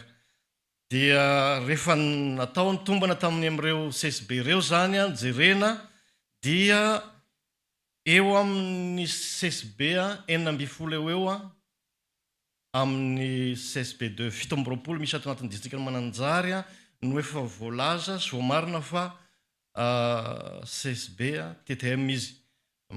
Marina nefany fa lazaina fa TTM ny CSB anankiray rehefa mandeha ny évaluation dia misy grille ampiasaina dia tsy miandro hoe mahazo 100 vao TTM fa 70 zany hoe tsy tonga lafatra na dia zany izy ireny CSB tsika ireny. Misy domaine vitsivitsy maromaro sivy isany jerena rehefa manao n'ilay évaluation jerena anatin'izany ohatra ny resaka infrastructure ny trano manao ahoana ny trano ilay CSB misy trobaka ve ny rindrina manao tsara ve ny lokony za jerena daholo misy pitsipitsiny be dia be jerena fa tsy voatanisantsika eto ilay izy zany ny trano ny équipement ny fitaovana ao anatiny manaraka ny fenitra ve ny fanafody sy ny fitantanana ny fanafody jerena daholo zany ny personnel mpiasa ny fahasalamana jerena ihany koa. Inona ny formation azony dia fenona ilay grille dia mahazo an'ilay pourcentage ny resantsika teo intsika zany. Dia ho an'ny distrikta Mananjary dia efa nahazo ny traikefa sy ny fampalalana mikasika ny fomba fanaova fanatanterahana n'ilay fidinana eny fotony manao tombana n'ireo CSB mikasika ny TTM ny mpiasany ao amin'ny mady ataontsika hoe équipe de management district ny Mananjary zany équipe teknika io misy ihany koa efa nandray-njara tamin'io tombana io zareo personnel administratif dikan'izay zany raha andeha ny access dia mbola ho azo tohizana foana ny évaluation TTM na ny approche TTM aty amin'ny distrikta Mananjary zany sady zay koa mahita fa tsara le izy mampanantena zay fa ho tohizana io rehefa misy ny fidinana ny fotony dia tsy maintsy ho ampiarahana izy foana ny atao intégration tsy maintsy ho jerena foana mikasika n'ilay TTM rehefa misy ny fidinana ny fotony mandeha ny supervision sitsika TTM kely mandeha ny fidinana ny fotony hafa mijery CSB dia atao ihany koa le izy. Fa teo moa nisy fitenenana hoe ho vitanay samyrery le asa dia zay ho vitanay samyrery zay ny fanatanterahana ny fanohizana n'ilay évaluation TTM dia ho vita mpiasa ny fahasalamana samyrery io fa rehefa mandeha la évaluation dia tsy maintsy hivoaka ao hoe inona ny mbola zavatra tsy ampy ao amin'ilay CSB anankiray izay tsy diany dia miainga amin'nivevy amin'izay dia tsy maintsy misy ny plan d'action atao plan d'amélioration ho atao dia arakaraka ny zavatra misy eo no zavatra atao zany misy zavatra mbola mandeha ilay fitsidian'ny ekipa avy aty amin'ny distrikta dia efa vaovavy hatrany ilay olana misy ny atao vary mangatsika ho apetraka amin'ilay chef CSB ny fanatsarana misy ny arana miasa amin'ny commune misy raha ohatra ka somary le bebe le izy raha miasa amin'ny tadiavana fiara-miasa amina mpamatsy vola ohatra ny tamin'ny rehefa nandeha zao ny TTM dia misy CSB vitsivitsy tonga dia tafakatra anazo an'ilay score mihoatra ny 70% avy hatrany dia ny sasany mbola somary taraikiraiky dia le taraikiraiky zany mila manao an'izay plan d'action zay le izy dia zay le anisany tena mahatsara n'ilay approche TTM zany fa ho an'izay mbola taraikiraiky moa dia mila manao le plan d'action dia le plan d'action araka ny voalaza dia misy somary maivamaivana vita eo an-toerana misy ny mavesabesatra izay ilana ny fifandrembonana sy ny tolontanana avy amin'ny tsirairay ohatra hoe raha tonga zao ny batsiray dia lasa nidina tampoka ny score ny Mananjary CSB urbaine zany sy noho ny antony fa simbana teo amin'ny foto-drafitrasa dia tamin'izany fotoana zany ny accès a tsy nanana moyen izy a nanaovana an'ilay réhabilitation dia nisy ihany fiarah-miasa tamina partenaire hafa dia ny OMS no nanao an'ilay réhabilitation tamin'izany fotoana zany a dia arabatsara fa niverina amin'ny endriny taloha indray zany CSB Mananjary a dia miverina ihany indray any scorny ankehitriny dia izay zany a dia izay tolo-tanana izay a dia alefa ny miresarehetra foana zay a raha misy zavatra mavesabesatra dia raiso a ny district ny Mananjary a tolo-tanana zay a fa vitasikatsika tsamrery a io asa io amin'izay ankehitriny a ny programme para-pahasalamana access no nanomboka n'ilay TTM fa ankehitriny izy io dia efa erana amin'ny ministeran'ny fahasalamana ary ny akamaroan'ireo mpiara-mombonantoka amin'ny ministeran'ny fahasalamana zany a ao anatin'le fanamafisana rafitra pahasalamana dia efa manao anio approche TTM io ho an'ny Mananjary ary tsotsony Mananjary rery fa ohatra ho an'ny district roa namana koa zany a dia efa hita zao fa hotohizan'ny pivot zany a ny fanatanterahana an'io approche io amin'ireo district telo ireo ato anatin'ny faritra zany a dia manantenitsika zany fa na dia tapitra aza ny programme nasa access dia ho vitatsika samyrery ny anohy an'io TTM io ho vitatsika samyrery ihany koa ny anatsara ny retom-pahasalamana reny mba anaraka ny fenitra dia afaka anome ho an'ny vahoakatsika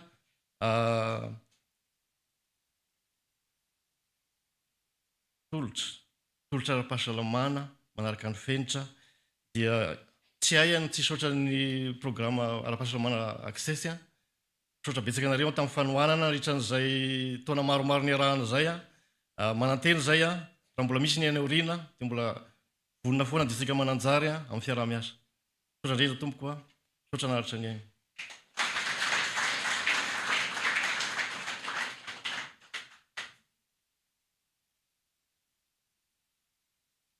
Isiarina ianao andriamatoa médecin inspecteur eto amin'ny district ny Mananjary nitondra izay anjara fitenenana nitondra sahady koa ny teny fanomezan-toky ho amin'izay mety fitohizana izay TTM na tobo-pahasalamana tomombana sy mahomby izy angamba nitondra ny resaka fa hevitra tamin'ireo médecin inspecteur telo ireo izay fifanomezan-toky dia ny fanamafisana sy fanohizana ny approche tobo-pahasalamana tomombana sy mahomby izay tonga amin'ny fotoanany panel de discussion zany hoe hiakatreto ireo médecin inspecteur telo miaraka amin'ny DRS afahasika mpiatrika eto mametraka fanontaniana na manome fanamariana alohan'izay dia isy indray ny horonan-tsary izay iarahantsika mijery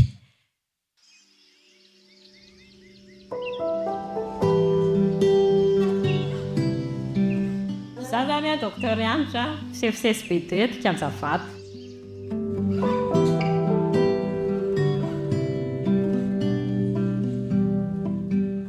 tobo-pahasalamana tomombana sy mahomby anisan'ny zavatra anankiray tena hoe nanamarika ny access taty amin'ny tobo-pahasalamana misy anay zany le izy ao anatin'ny TTM moa zany dia misy aloha zany ao ny resaka hoe fanatsarana ny tobo-pahasalamana anatin'izay ny infrastructure dia misy ihany koa ny fomba fahaizana mitantana ny personnel dia misy ihany koa anatin'izay ny fomba fiarah-miasa amin'ny communauté fiarah-miasa amin'ny agent communautaire sy ny CCDS sy ny mpiara-mombonantoka rehetrarehetra tentoerana marobe le izy eo amin'ny sivy eo fa ny tena songadina be taty aminay aloha zany dia voalohany ny fiarah-miasa ny fahatsarany fiarah-miasa teo amin'izay hiampirany personnel zany dia eo ihany koa ny teto amin'ny resaka infrastructure hita hoe nampiakatra ny tapavitryen'ny olona zany anatona ny tobo-pahasalamana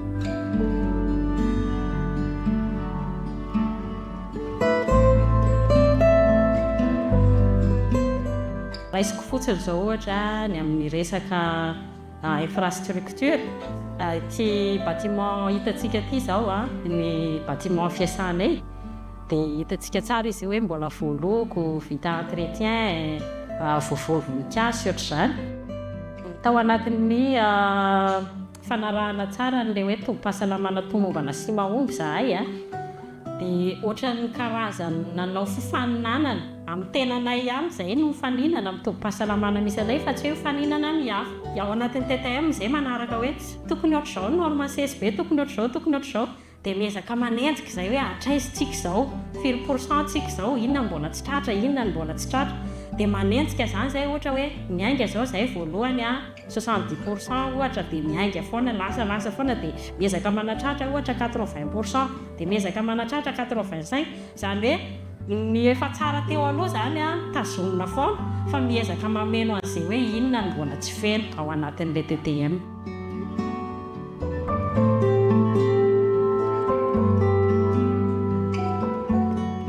Tsy hoe référence akory ny centre nafarany tsara indrindra fa hitako hoe nisy fiovana be da be tamin'ny alalan'ilay fampiarana an'ilay TTM dia mba tiako izany hoe mba hatsaka an'izay daholo ny centre mitovy aminazy satria raha tantany naharaka ny tokony ho izy manaraka ny norme tsara takiana amin'ny CSB ohatran'ilay hita ao anatin'ny TTM ny chef de centre tsirairay na mipitatana ny hôpitaly tsirairay dia tsy tokony misy hôpitaly hoe tsy mifonctionne na hoe ratsiratsy na hoe tsy mandeha ara-dalàna izany eto Madagasikara.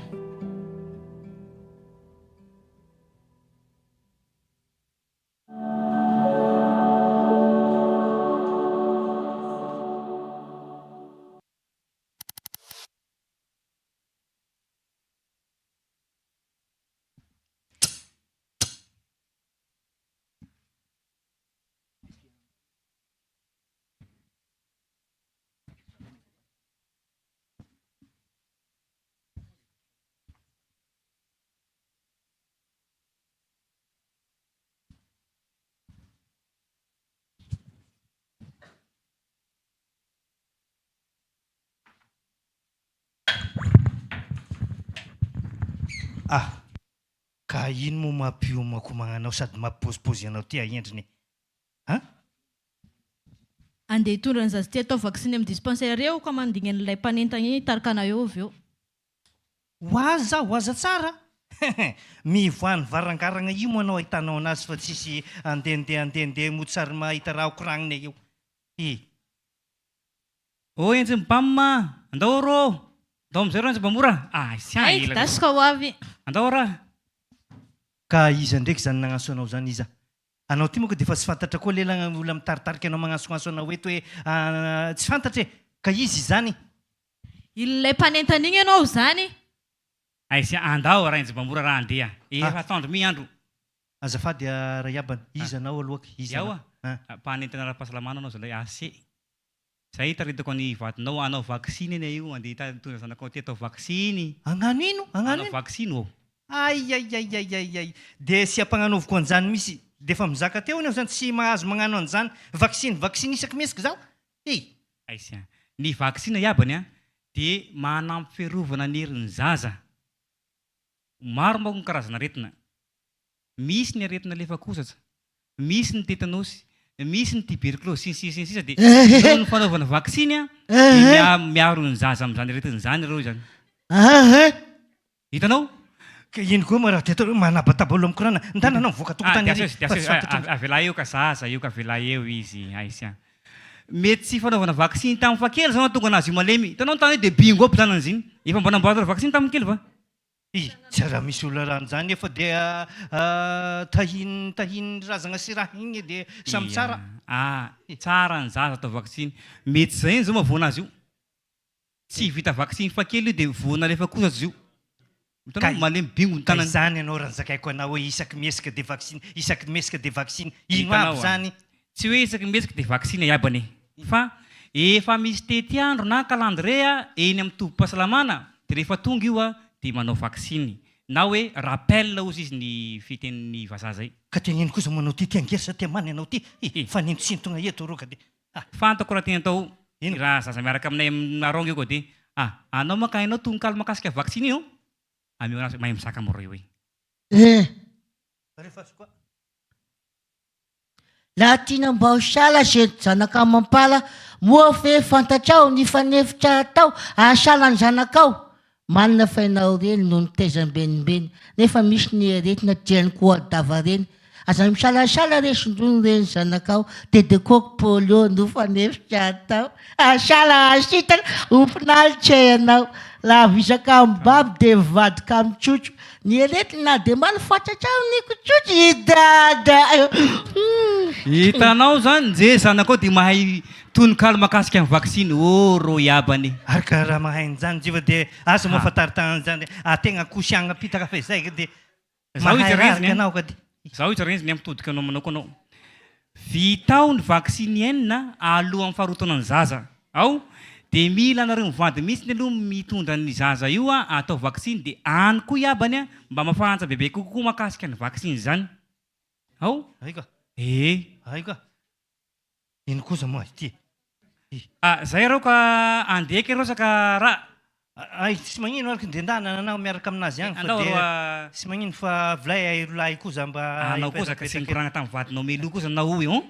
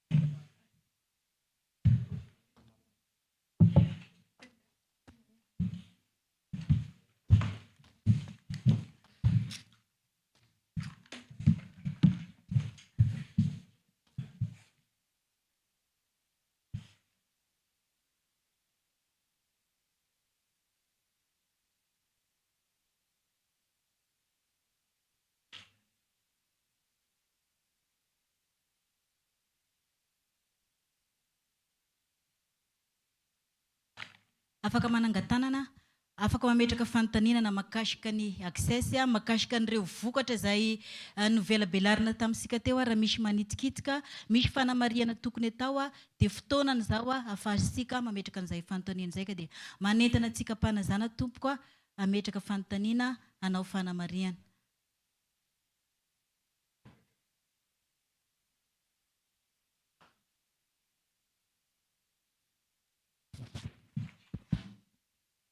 ny tegnako mizaka moa siza fa rakotremont dia gérany faritra vatovavy fanamarina angambany voalohany tiako atao nareo teo manko dia nitaritra ny zavabitany programme de santé access zay sorana nareo eram-poeran-tsaina satria dia zava-dehibe loatra fa ny mba sy aritro tiako fampizarana nareo dia ity amin'izao fotoana izao dia fantatra fa maro koa natetikasa ohatranareo na ONG misehatra amin'ny fahasalamanina ataony avy ny faritra vatovavy raha tsy teny fotsiny ohatra hoe miasa ato ny ADRA miasa ato ny Médecins Sans Frontières dikan'izay ny fanontaniana tiako fanao aminareo zany dia hoe ahoana moa ny fandrindranareo an'izay asa zay mitaha amin'ireo ataoko hoe tetikasa hafa mba satria laim-panahy manko etrehitra hoe sao dia mba miala tsiny am'le fiteny sao dia mba biaisé le talitra ataonareo fa sao dia sy zavatra ianareo rery ny manao azy fa miaraka amin'ny hotely vokatra zay nareo no ny asa ataon'ireo projet sy hafa asasany hafa ny teneniko teo santionina zay ny zavatra ray fa reo manaraka an'izay dia tetikasany projet access programme dia mazava ho azy voafetra ara-potoana fotoam-piasany izy ny zakaina teo ka dia nefa seko tapitra izy io fa dia hoe soran'Andriamanitra sorana zareo mpamatsy vola fa mbola tohizana ndraiky izy io valo amin'ny folo volana amboniny ka ny anazy zany mety voavoanareo any ampahany izy teo ny zavatra sapa manko matetika dia hoe itetika asa ohatra tony ene ka raha mbola eo izy dia mandeha tsara fa rehefa tapitra iny ka miala ny mpikarakara anazy dia masika loatra angamba ny teniko raha lazy hoe dia maty magnaraka an'igny iny izy masika loatra angamba zany mba ilazana hoe sy dia hita loatra ny fitohizan'izay rehefa tapitra le tetikasa matetika senareo raiky fa zavatra fahita zany problème récurrent ozy ny vazaha ka eo zany mba tiakotiako marinao fa nanazava amin'ny epa ny inspecteur ny médecin inspecteur ny mananjary teo fa ny any zany dia mbola iahy ndraiky ny apetrako hoe raha ireny approche nazavandavainareo tegny re ve ananantsika ve ressources humaines mila tsiny amin'ny fiteny vary aminanana satria raha ny fahitako anaty io somary teknika ihany le zavatra atao anatin'le izy ka hoy za hoe ananantsika ve ny olona hahavita marina an'izay andraikitra zay satria araka ny tenena teo zava-dehibe loatra izany fitandronana fahasalamana zany ka rehetra sanatria no atao rainazy dia araka ny tenena teo overmaina niezaka atao sy verenako zay fa sy zay nyresaketo fa ny tiako ambara zany dia hoe ahoana marina ny fomba hitrehetanareo zay le système de suivi évaluation taonareo zay rehefa amin'ny fotoana mahafarana an'ity programme accès santé ty sotra indrindra tomboka mivaly teny menareo.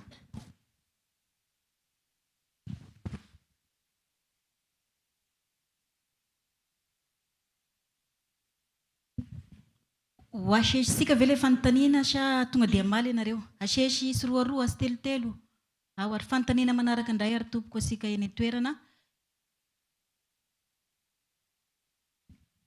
Sotra nanome ny fitenenana. Ny but teo c'est de réduire la mortalité materno-infantile. Manana chiffre avy ianareo nandritra ny 5 taona mahakasika an'izay.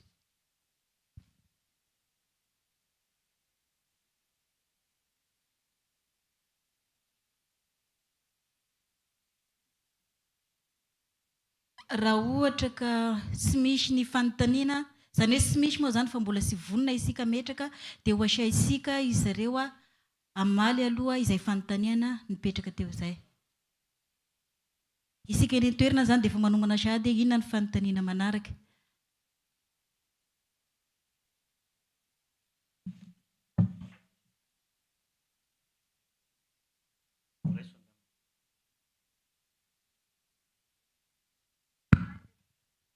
Raisiko ny fantina mahakasika an'ilay coordination teo zay ty amin'ny niveau région. Manao ahoana ny fianaovana coordination amin'ny intervention an'ireo partenaires zay tena maro tokoa indreo atsika ty amin'ny faritra Vatovavy. Isika zany eto anivon'ny faritra dia manana an'ilay atao hoe cluster santé. Ao anatin'ny cluster io zany mazava ho azy ny ministère ny fahasalamana sy ireo partenaire miara-miasa. Ireo partenaire ireo manana ny activité ataony dia manana koa hoe inona le activité ataony, aiza izy no manao intervention. Zay zany ny tsara petraka. Dia teo moa tsika namoaka ny hoe inona ny réalisation vitan'ny access dia ny teniny atato hoe sao dia mbia biaisé sao dia tsy izy rerana na vitany ty azoko ntekana tongavana.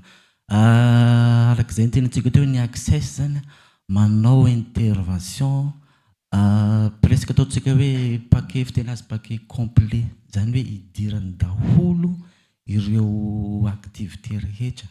Ny tenantsika teo planification familiale idirany daholo ny activité rehetra ary tena feno na ny district rehetrarehetra, ny commune rehetrarehetra, ny fokotany rehetrarehetra. Zay zany ny avany accès amin'ny partenaire hafa zay manao intervention ataontsika hoe sélective. Misy ohatra ataontsika hoe sève ohatra manao izy amina commune ohatra fa misy fokotany tsy atao ohatra fotsiny ny tekotokavana amin'izay ka le résultat teo zany dia afaka mitenitsika fa réalisation ny arahana tamin'ny USAID access lay ny présententsika teo sotra tompoko. Sotra betsaka nanome fitenena angamba ny raisiko indray ilay resaka hoe rehefa lasa ilay tetikasa dia manaraka ny rehetrarehetra. Ny tetikasa atao amin'ny ministère ny fahasalamana amin'ny akapobeany dia programme ministère no atao. Zany hoe izy zany tsy manana amin'ny programme fa programme ministère no atao fa izy manao tantsoroka manampy. Dia rehefa manampy izy dia amin'ny maha hoe programme ministère zay marina voalazanao misy fotoana tena zay ilay zava-misy hoe misy projet anankiray tonga dia ataon'le asa dia miroborobo be fa rehefa lasa ilay projet dia lasa miverina ilay ataontsika midina lay zavatra nataony lasa tsy tantaratra ntsony zay la activité dia efa misy ao anatin'ny projet raha singanina manokana zao ohatra ataontsika hoe ny an'ity fandaranasa access ty dia misy ilay intsony hoe pérennisation zany hoe efa nisy atelier vitsivitsy zany efa natao mba hanampitana ireo ataontsika hoe traikefa na ireo zavatra nataony programme fandaranasa ho amin'ny mpiasan'ny ministera amin'ny fahasalamam-bahoaka ireo fampitana zany hoe ampitaina zany hoe ampitaina amin'ny mpiasan'ny ministera zany ilay traikefa tao amin'ilay tetikasa mba hahafahan'ny mpiasan'ny ministera manosy sy manatanteraka ireo fandaranasa zay niarana tamin'ny projet mety marina mety misy ataontsika hoe tsy fahampiana ataontsika hoe arabola ohatra na tsy fantatra mety hisy zay fa indray anjaran'ny ministera no mijery hoe ahoana ny fomba hitohizan'ilay ataontsika hoe asa zay nataon'ilay tetikasa amin'izao fotoana zao miezaka ny ministera sy ny ataontsika hoe mpiara-miombinantoka mba hisian'izay fitohizan'ny asa rehetrarehetra nataon'ny tetikasa izay makasitraka ataoko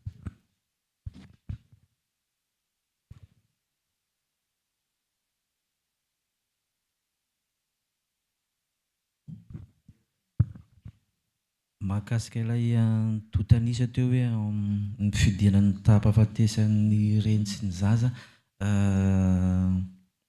tsy lantsenjery le chiffre fa afaka politika any fa tsapa fa misy ilay fianana par rapport amin'ireo intervention be da be zay nataon'ny projet anampy kely amin'ilay valiteny teo misy ihany koa zany ataontsika hoe tetikasa anakiraika miala izy dia ampasiny amin'ny tetikasa hafa mba hitohizan'ilay le asa zany hoe misy fifampitohizana zany ny tetikasa amin'ny tetikasa mifampirisaka ry zareo dia ao mba tohizy ity dia mba manohy indray le tetikasa vaovao saratoko ia efa feno de feno ny valiteny mendrareo teo fa mba aka kely fotsiny ahako anampiako am'le hoe vita ny tetikasa anankiray dia manahoana ny fitohizany ohatra mivaingana zany ny ao hifanadiana noho ny fifampiresahana teo amin'ny ministeran'ny fahasalamam-bahoaka ny secrétaire général sy ny directeur régional taty amin'ny faritra ary ny médecin inspecteur atao hifanadiana dia nomena tohana manokana aloha zany netiny access tamin'ny fanadiana ary nisy koa ny fampiresahana tamin'ny access sy ny pivot dia nomena ny fahaiza-manao manokana ny tao hifanadiana ka na niala tao fanadiana ary ny braony access zany hoe le mpiasan'ny access tsy tao ntsony fa le tohana nataon'ny avaty mananjary dia ny toy ihany hatramin'izao ny le asa efa tena hoe vitan-drareo samirery zany raha ny tao fanadiana zay zao ohatra mivaingana ny hoe na tsy nisy le tohana mivantana nataon'ny access ntsony zany dia ny toy ihany le fandraisandreo eo amin'ny SDSP ny asa dia hideranandrareo manokana zay zany ny faharoa mikasika le hoe tapahafatesan'ny reny sy ny zaza iny tanjona lehibe iombonana ny rehetrarehetra fa tsy ny access rery no tompony iny fa ny mpisehatra ara-pahasalamana rehetrarehetra ka mendraikitra le fahasalamana reny sy ny zaza dia mijery an'iny ary ny fandrefesana an'iny koa tsy ao anatin'le tetikasa ohatrao fa misy le étude démographique et santé isaky ny 5 taona dia iny no mamoaka hoe zao indray ny fiatraikan'le hetsika sy asa rehetra natao zany tamin'izay tapahafatezan'izay fa ny ao anatin'ny programme ohatra tao zany dia misy le audit ny décès maternel amarinina tsara mihitsy ny hoe le hoe inona ny antony nahafatesan'le reny inona ny mety antony nahafatesan'le zaza amina mariana zany ny hoe fiatraikany amin'le hetsika nataon'ny programme anasa fahasalamana ve le izy sa zavatra antony hafa zany ka azo soroana tsara ny fahafatesan'ny reny sy ny zaza indrindra ny reny eo ampiterahana dia misy fanaraha-maso zay afaka rehefa tonga ny fotoana anaovana an'le EDS tsy dia tadidiko loatra le fotoana hoe roviana manaraka fa anytsika zany mahita hoe no niezaka nataon'ny rehetrarehetra mpiara-mombonantoka rehetra teo ambanin'ny fitantanan'ny ministera dia io ny vokatra zany dia miandry an'izay tsika soratompo. entanina trany isika metraka fanontaniana hanome fanamariana. Sy mametraka fanontaniana koa. Priorité ny gouvernement amin'izao ny planification familiale. UR zao le hitako teo 36 à 49%. Ny TCC sika zany zao firy. Omenanareo indray ary ny sihatra raha ohatra ka sy efa misy micro satra betsaka. Tsira avy amin'ny UNFPA ankoatra ny fiasany eo amin'ny fahasalamana dia miara-miasa koa izay amin'ny resaka tanora. Dia nolazaina teo hoe les coins jeunes anisan'ny succès ho an'ny projet access zany programme access miaraka amin'ny santé. Za anisan'ny nanao fanahitana miaraka tamin'ny ekipany access mihitsy tao amin'ny coins jeunes dia tao amin'ny CEG Mananjary. Dia ny tiako fantatra zany manomboka eto hoe raha ho tohizana ilay asa dia misy tatitra azo iangana ve hiasana, iza no atonina raha tiana ho tohizana ilay asa satria araka teneniko teo izay miasa misehatra miara-miasa amin'ny DRGS mampandroso ny tanora amin'ny resaka fananana ara-pahasalamana. Dia izay mba tiako fantatra hoe iza no atonina zany manomboka eto hoe ho ahetsika ilay coins jeunes hitarina ilay izy soratompoka.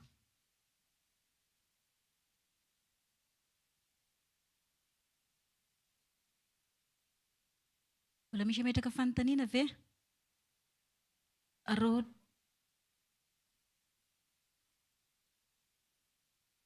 azafady amin'le lalantsaina fiantraikany le tetikasa eny amin'ny tontolo iasana. Izaho mihevitra fa anisan'ny fiantraika andrasana goavana amin'ny fandaran'asa ohatrotony ny fiovana changement de comportement. Ialako tsiny tsy haiko dia fomba tsikako anazy ty tena amin'ny fomba mombo kokoa.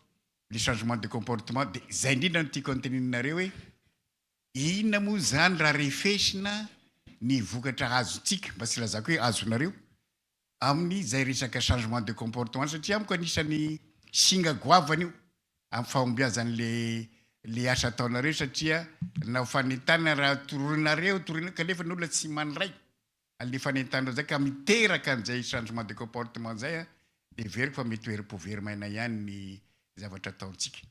Faharoa manaraka an'izay voalazanareo teo fa système de santé no iasany programme de santé access. Zay miteny système zay amiko dia zavatra sandrahaka be dia be zay maapproche systémique an'le démarche ataonareo. Ka zaho zany mahita koa hoe raha resaka système zay dia veriko fa anisan'ny singa lehibe anatin'izay ny fahazahoana miantoka ny fahafahan'olona mamozy an'ireo tompo-pahasalamana satria ianareo indray ve notoro fa anisan'ny mahatonga fahafatesana ane hoe fahatarana ny fahatongavan'le marary eny amin'ny tompo-pahasalamana satria na io lavitra na io sarodalana. Ka zaho tsy hoe angataka volana aminareo ka hoe amboary ny lalana fa farafaratsiny hoe inona ny mba démarche ataonareo misy hoe plaidoyer ataonareo amin'izay resaka lafiny désenclavement zay satria veriko fa anisan'ny sakany io amiko amin'ny asa rehetra zay atao tsy sihatra n'ity fotsiny fa rehefa mety tetikasa na fampandrosoana io dia anisan'ny sakany lehibe amiko ty problème na enclavement ty. Zay tompoko ny fanontaniana mba tiako apetraka misaotra melo tompoko.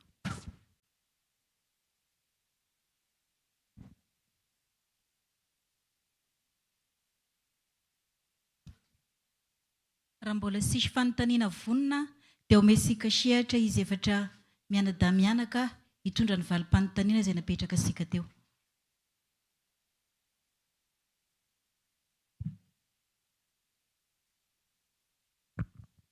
Mahakasika ilay couverture contraceptive ny chiffre mivoaka teo chiffre ny 2000 fin ka hatramin'ny 2023 zany hoe 36% ka hatramin'ny 49% fa tsika zao 2024 dia ny faritra vatovavy 51 52% tsika amin'izao fotoan'izao ary raha toa ka 60% ny objectif zany hoe tsika zany mbola ao anatin'ilay tena miady ao anatin'izay fanatsarana an'izay tanjona an'izay hotoizako ihany mahakasika an'ilay coin jeune UNFPA moa zany zay tena manao tanteraka an'izay activité zay raha andeha izy ny access dia izy anao tonona ny ministère fahasalamana araka ny voalaza teo dia miezaka hatrany manohy an'ireo activité izay efa natao raha misy ny eritreritry atsika amin'ny fanaovana extension par rapport amin'ny resaka coin jeune afaka fanatona tompoko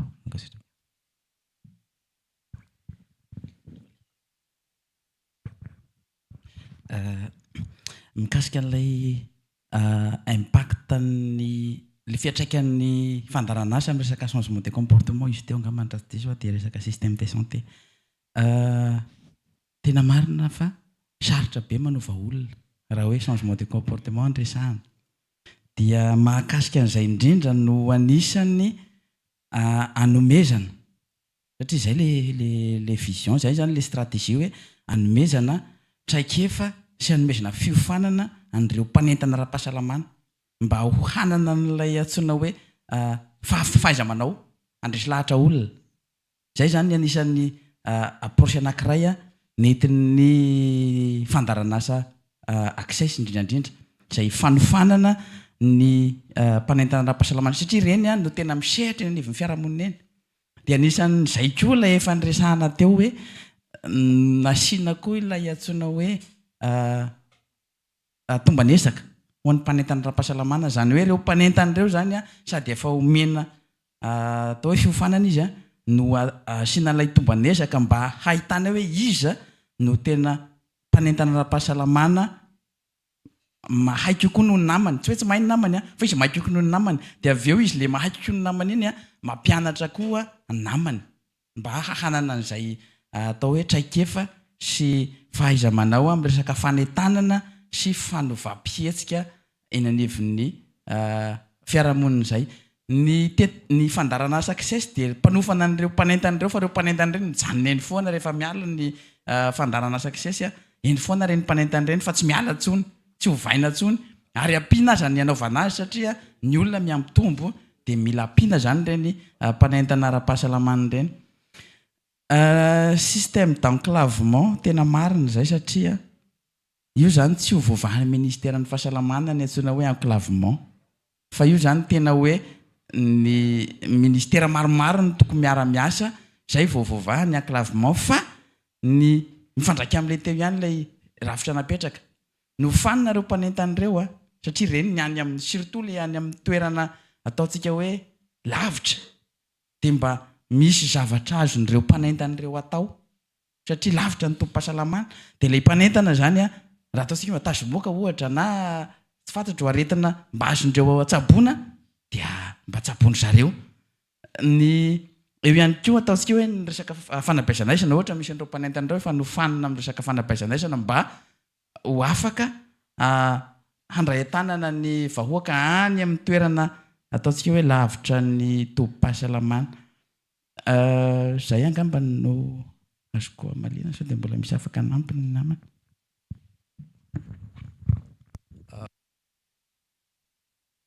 référence teo isika dia manana komity fa mipetraka ny fotony ihany amin'ny resaka fahasalamana io izao zitraky ny commune ohatra dia misy ny atao hoe CCDS na komity amin'ny fampandrosoana fahasalamana zany dia ny komity tsirairay any amin'ny commune tsirairay no mijery hoe ahoana ny fomba atao ahaingana kokoa ny fandefasana an'ireny marary ireny raha hiakatra tia mananjara ohatra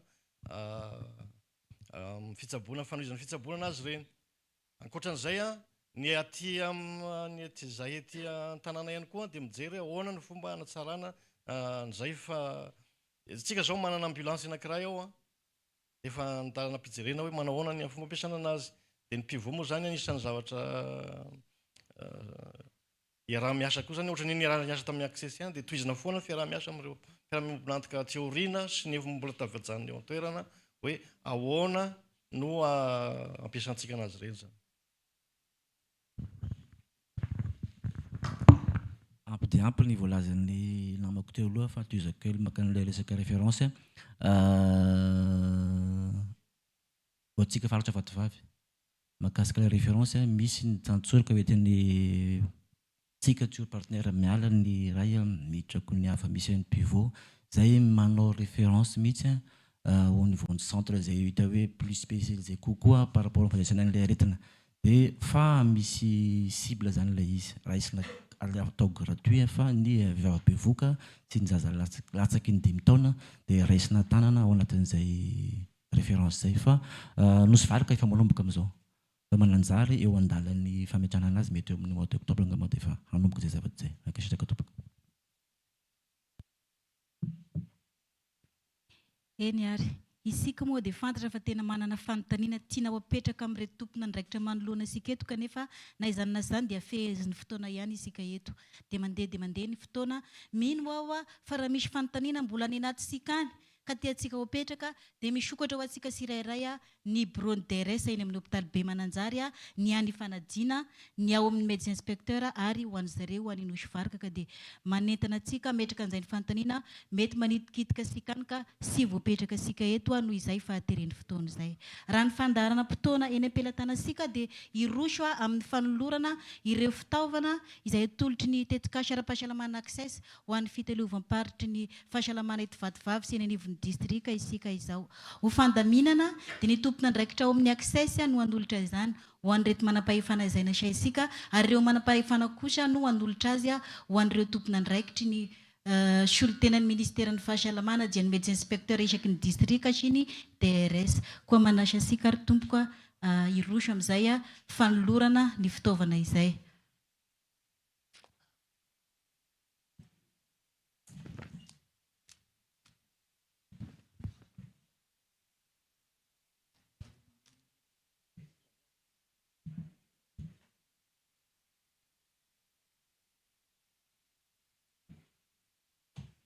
Etsy mena eo ihany ka satria amin'izay afaka sara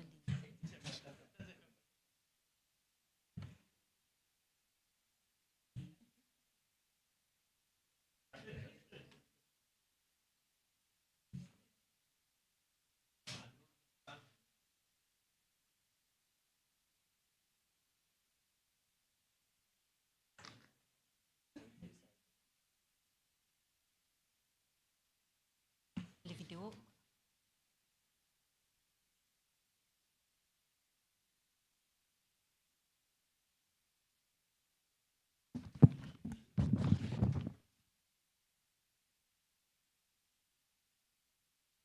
Eny ary tompoko araka ny voalaza teo moa zany dia santionany ihany reto satria tsy voabata taty daholo le fitaovana fa anamariantsika ny ty lanonan'ity androany dia misy zany reny ny tablette ordinateur ho an'ny responsable SIG kirakirana ireo antontanisa sy tatitra ny imprimante ny modem ahafahana mandefa sy mifandray amin'ny any ivelany dia misy koa ny power bank moa zany reny moa zany ny au niveau ny district raha ohatra ny eto Mananjara zany dia mipetraka amin'ny bureau ny district Mananjara anorizan'ireo ny asa dia ohatr'izay koa ny amin'ireo le district ireo rehefa tonga ny fialan'ny bureau ny district amin'ny 30 septembre zany io mankasitraka anareo ray aman-dreny anao an'izao fanehoana izao soratoko.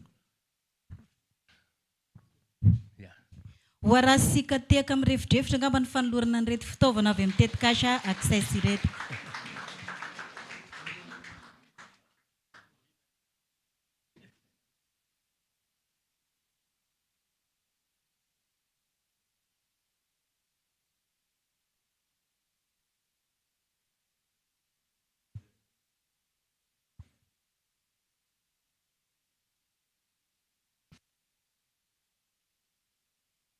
Makasitraka indrindra tompoko dia nitohan'ny fandarana menany eny ary isaorana ny mpanome dia isaorana koa ny mpandray misy vidéo anankiray farany izay iarahasika mijery eto misy ampany amin'izay vidéo zay no mety hamaly an'ilay fanontaniana nanitikitika sika teo omensika zareo amin'ny technicien angamba ny fandefasana an'izay rehefa vita izay dia isika eto anoloana ireo manam-pahefana zany ivoaka ireo tokotany anao séance photo dia rehefa avy eo misidika ireo tranolay alohan'ny rosoana amin'ny fiarahana amin'ny saingo simigoko asy amin'ny efitra ambadika. Isika eny amin'ny mpitoerana kosa mandritra izany dia tena iangaviana mpanajana iandry kely.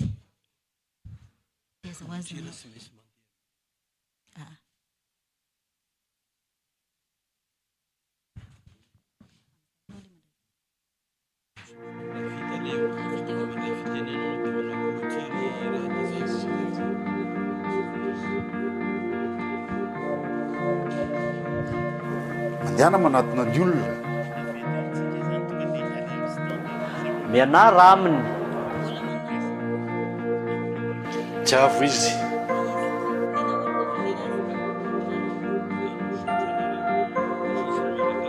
mianga amin'izay efa hainy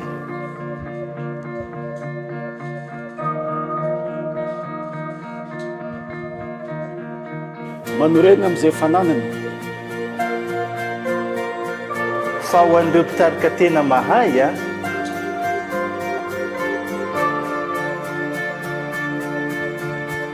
rehefa vita ny andraikiny sy miasany dia ilaza ry olona tarino hoe vita ilay famorera ilay asa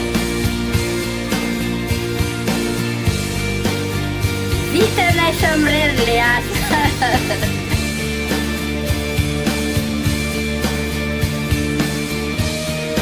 vitanay samrery ilay asa vitanay samrery ilay asa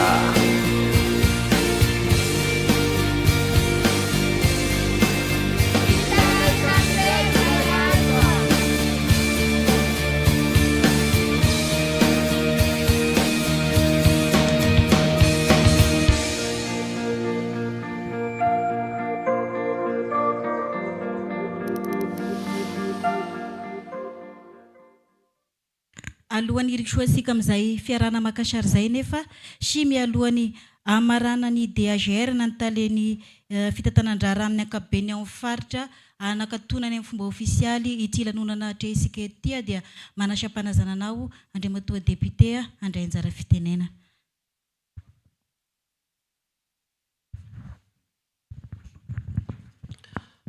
Tompoko vavy sy tompoko lahy, ao amin'ny evangeliny Masindray Zoany misy teny ohatran'izao: raha ny zavatra nataon'i Jesoa rehetra hoy izy no voasoratra, na izao tontolo izao ty aza sy ampy ny toerana asianany boky. Kabariny médecin inspecteur ny fanadina teo nandray fitenenana ny médecin inspecteur ny Nosivarika: raha ho tantaraina daholo ny zavatra taon'ny accès eto indray mandraigny ny andro dikan'izany tompoko lasy tompoko vavy nanampesika ny accès nanohana ny système de santé taty amin'ny faritra Vatovavy izy mila bravo izy kaloha mesika tehaka kely. Mamerina ny fisaorana be dia be anareo ao amin'ny projet accès izay tetika asa teo rehetra zay mety sy hitasika zao ny tena évaluation araka andresahanao teo fa azo antoka fanidina ny tahapahafatesan'ny reny sy ny zaza tato amin'ny faritra Vatovavy. Nisy fotoanany médecin inspecteur dia 2 taona sy tapantsika ny araka ary ny nafinaritra na tamin'ny accès dia zao sy mba projet tagny ambadika tagny izy fatao amin'ny bureau-na io misy izy ny s'installe manao staff zahay mivory zahay eo ny accès meo tehaka ray mandeha zay tompoko lasy tompoko vavy. Nazava ny chiffre teo nisy nanahitra le terme anankiray teo saiko ny district ny Mananjary zay hoe lasa district Manonga. C'est important zany hoe teo amin'ny toerana test dia niakatra résultat zay noho ny projet accès. Priorité ny fitoram-panjakana amin'izao fotoana izao indrindra ny Florazuel ny planification familiale hita goavana be zany chiffre 51-52% zany misy tana maherinareo access koa zany a tehaka andray mandeha farany a ho anareo access a dia zay no lava zay ny foy nandalovako zany hoe chefna SDSP sy nisy partenaire fa isaky hamonjy grand staff ianao a dia misitrisitrika satria hita fa tsy vita io raha asehon'ny partenaire rehefa tonga ny access tonga ny tiptop tovolahy zay teto ary tena nanana ny toerany misy a ny SDSP teto Mananjary a faritra Vatovavy a zay ny soranay-nareo be dia be a tsy vitan'ny fanjakana rery a ity resaka système de santé eto Madagasikara ity a fa ianareo partenaire teknika maro samihafa no manohana anay a ka amin'ny alalany fitondram-panjakana zany dia misaotra be dia be ianareo amin'izay vita anareo tato amin'ny faritra Vatovavy a mbola anjaran'ny ministera ny isaotra anareo amin'ny eran'ny Madagasikara mirary ny sosiny tsara ho anareo ny irinay mialany eo a miditra indray ny projet manaraka atonga ny fahasalamam-bahoaka hiasara hatrany a atao amin'ny faritra Vatovavy a indrindra moa anay a eto amin'ny distrikany Mananjary a saotra tompoko lahy makatelina tompovavy mankasitraka andriamatoa solombavam-bahoaka ny amin'izay fandraisam-pitenenana teo izay efa divadiva hifarana ny lanonana izay ohatra isika eto ka manasam-panazana an'andriamatoa DAGR anakatona izany lanonana izay ohatra isika izany a alohan'ny rosoasika amin'ny fakasary miaraka manasanao mpanazana tompoko.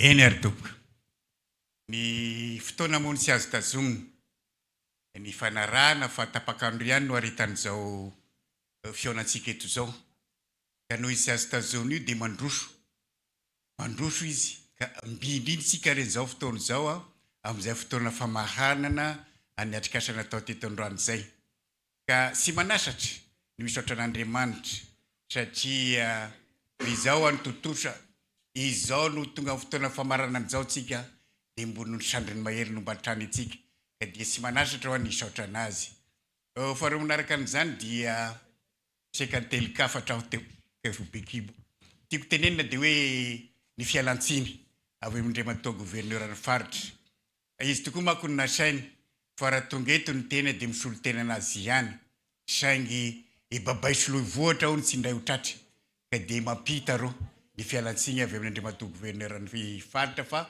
satriny dia satriny tokoa nanatrika an'izao fotoana zao fa raha ny tena neny mizoro sy mizaka eto dia karaha-ponga magneno zany mi ka sy tompony fampisalovana ihany tompoko lahy sy tompoko vavy teto sika ady-pamaratarinandro fohifohy lavalava ihany ny fanakalo tsika teto ny adievitra tsika teto ary ny zavatra lehibe tena misongadina dia tsapa teto ny voaka teto fa nisy fiantraikany lehibe tamin'ny resaka fitandrovana ny fahasalamana eto anivon'ny distrikany Mananjary eny eto anivon'ny faritra Vatovavy manontolo mihitsy ara ny asa nataonareo amin'ny programany access sitraka ety matory zany tompo telona entina mifoa ka dia atolotra anareo amin'ny kisipo ny fisaorana sy fankatelemana avy aminay faharoa manaraka an'izany dia isaorana antsika rehetra zay naheverina fa samy mitondra ny anjara birikitsika tao anatin'izay asa zay tao anatin'ny fantanterana nitetika asa zay tsy adinonay zany tompoko fa dia sanatriny vava sy zahay akory no malailay fonosana raha sanatriny vava tsy hay maly fitia kanefa moa naizana tsy zany a dia araka tenenina teo ny asa ohatrany tony a dia ohatry ny lamba mena sy rotany raiky zany sy rotany raiky satria asa lavitrezaka fa dia rarina dia engany zao fientanantsika zao engany zao firaisantsika fo zao a itoy atrany fa tsy sanatriny vava ho sitrakandro anaovana fotsiny ohatrany tongotrombo miosy tompoko lasy tompoko vavy io faranana ny teny fa sao lava ny kabaretandreteny sy atao lava dia meka hinany dia amin'ny anaran'Andriamatoa gouverneur ny faritra zay soloko teny eto hitahaka ny nanokafana azy te koa no nambarako ary amin'ny anarany fa tapitra zao atrikasa zao ka dia ny fitahin'Andriamanitra ny fahasoavan'Andriamanitra ny irosaka amintsika menaka farany. Kanefa tsy mavana dia araka ny teneniko teo resaka tetikasa-paritra izy ity. Dikan'izany eto hitako eto misy raha venosovariky, misy fanadihana teo. Ka ny tompo tanàna no ka somody fa ny mpiavy avy lavitra no misinjo tany iregnana ka onareo zay mbola hierigna reo hamonjy ny tany misy dia tahaka ny fanasara mandroso anareo no hasara mierigna anareo koa ka afahanareo tonga indray eo anivon'ny fianakavianareo indrindra satria antsika dia olona tompona andraikitra ahafahantsika miatrika indray ireo adidy manandraikitra zay andreketantsika mianakavy. Tompoko lasy toko vavy zay ny lava zany fika dia ambarana fa dia mifarina zao tetikasa tao ka dia manantena antsika mbola iaona indray amin'ny andro sy fiainana raha sy tahin'Andriamanitra ka samy mbola velonainy. Sota tompoko lahy makatelina toko vavy. Mankasitraka ny Ndematoa DAGR tamin'izay teny famaranana sy fisaorana nentiny teo izay. Ianareo manam-pahefana tompoko dia asaina tanandroa ivoaka veto zany dia iroso rehefa iroso amin'ny séance photo sy point de presse isika. Rehefa orian'izay dia efa misy tompona andraikitra hitondra sika hitety ireo stand zay efa mipetraka ao an-tokotany. Isika rehetra zay manatrika eto kosa dia iangaviana hijanona kely ato aloha fa mbola misy fandaminana kely atao dia miteny eto ihany zay rehefa isika indray no tokony somary teritery le toerana dia alefa alohany manam-pahefana dia manaraka isika rehetra. Mankasitraka amin'ny fanekena fandaminana tompoko.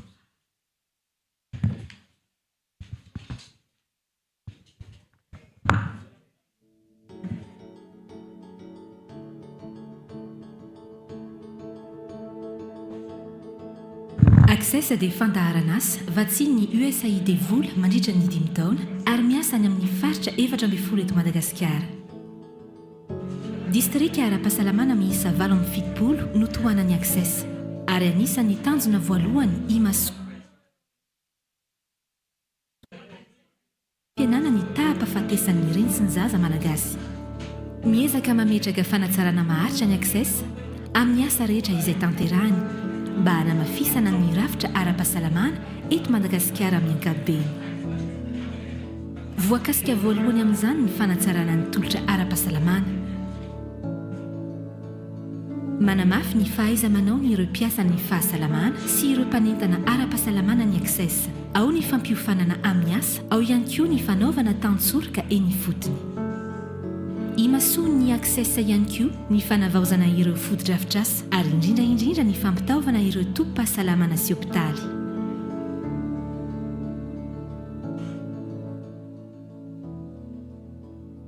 Ny fametrahana fanatsarana maharitra nefa dia miankina ihany koa amin'ny fahaiza-mitantana ka miara-miasa akaiky amin'ny rafitra rehetra ao amin'ny ministeran'ny fahasalamana-bahoaka ny Access ahafahan'izy ireo harompy eo amin'ny ezaka fanatsarana ny lalam-petraka. Voakasika ao anatin'ny fanamafisana ny rafitra ara-pahasalamana ihany koa ny fandratrana ny famantsiana fanafody mba hisitraka fitsaboana feno ireo marary ilaizany.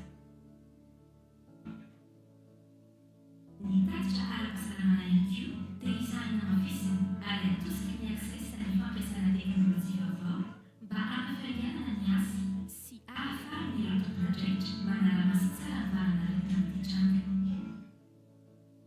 Tanora matoka ihany koa ny Access ao anatin'ny varana rehetra toy izao eo amin'ny fanaraha-maso eny fotony, eo amin'ny fandratrana ny fanampiana vaovao, eo amin'ny ezaka fanaovam-bakisiny ary koa eo amin'ny fanentanana ny vahoaka amin'ny fisorohana ny entana.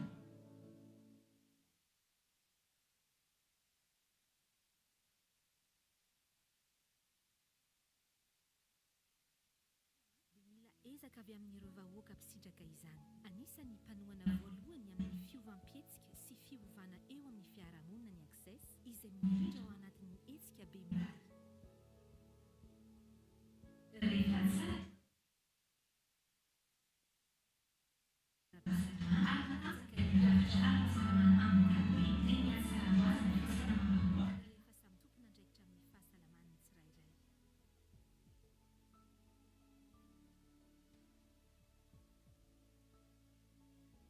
Voasorika ny aretina voahaja ny zony ny mpiasan'ny fahasalamana ary ho tsara karakara ny reny sy ny zazan'ny malagasy naiza misy azy.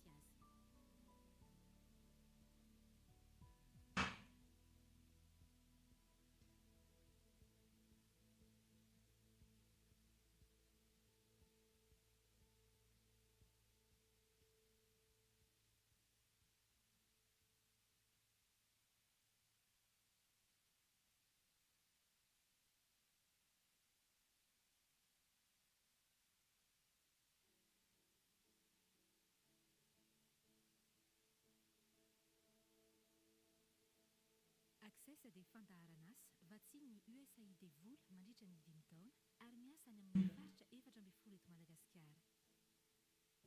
Distrika ara-pahasalamana miisa 7 no tohanany Access ary anisan'ny tanjona voalohany imasona ny fampianana ny tahampahafatesan'ny sy ny zaza malagasy. Miezaka mametraka fanatsarana maharitra ny Access amin'ny asa rehetra izay tanterahany mba hanafisana ny rafitra ara-pahasalamana eto Madagasikara amin'ny ankapobeny.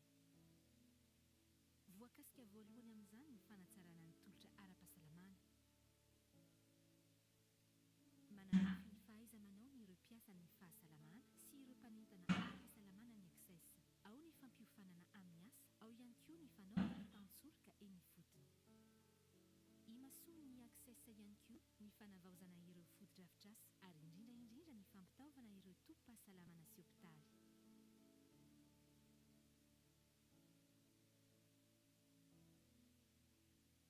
Ny fametrahana fanatsarana maharitra nefa dia miankina ihany koa amin'ny fahaiza-mitantana ka miara-miasa akaiky amin'ny rafitra rehetra ao amin'ny ministeran'ny fahasalamam-bahoaka ny Access ahafahan'izy ireo ahomby eo amin'ny ezaka fanatsarana mila apetraka.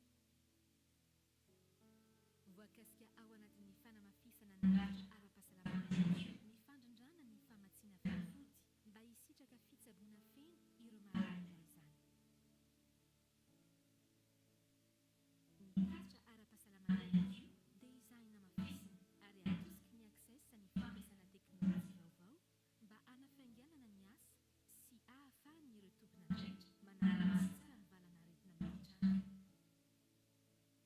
Panoana mahatoky ihany koa ny Access ao anatin'ny valanaretina toy izao eo amin'ny fanaraha-maso ny fotony, eo amin'ny fandrindrana ny fanangonana vaovao, eo amin'ny ezaka fanaovam-bakisiny ary koa eo amin'ny fanentanana ny vahoaka amin'ny fisorohana ny aretina.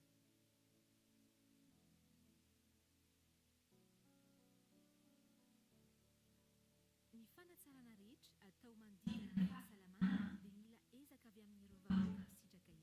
Anisan'ny panoana voalohany amin'ny fiovam-pietsika sy fiovana eo amin'ny fiarahamonina izay mipetraka ao anatin'ny hetsika be milay. Rehefa tsara sy lavorary manko ny tolotra ara-pahasalamana ary matanjaka ny rafitra ara-pahasalamana dia mihatsara ho azy ny fahasalamam-bahoaka rehefa samy tompona andraikitra amin'ny fahasalaman'ny tsirairay.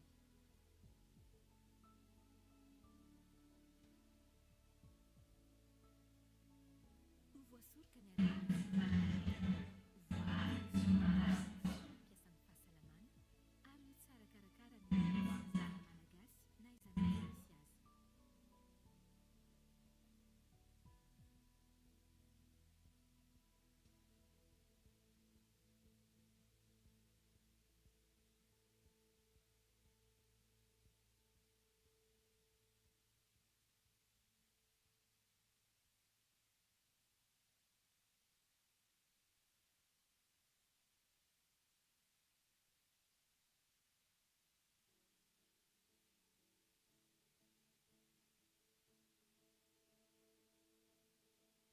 Access dia fandaharana asa vatsiny ny USAID vola mandritra ny 5 taona ary miasa any amin'ny faritra 7 eto Madagasikara.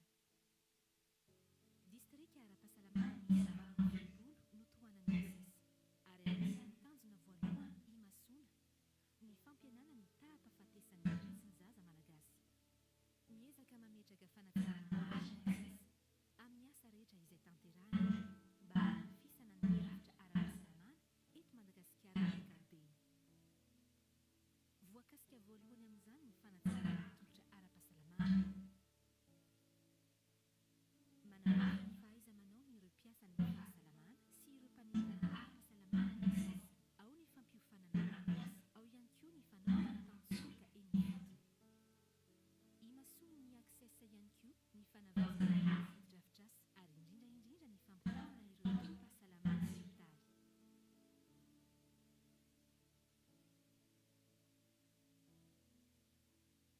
Ny fametrahana fanatsarana maharitra dia miankina ihany koa amin'ny fahaiza-mitantana ka miara-miasa akaiky amin'ny rafitra rehetra ao amin'ny ministeran'ny fahasalamam-bahoaka ny Access ahafahan'izy ireo ahomby eo amin'ny ezaka fanatsarana.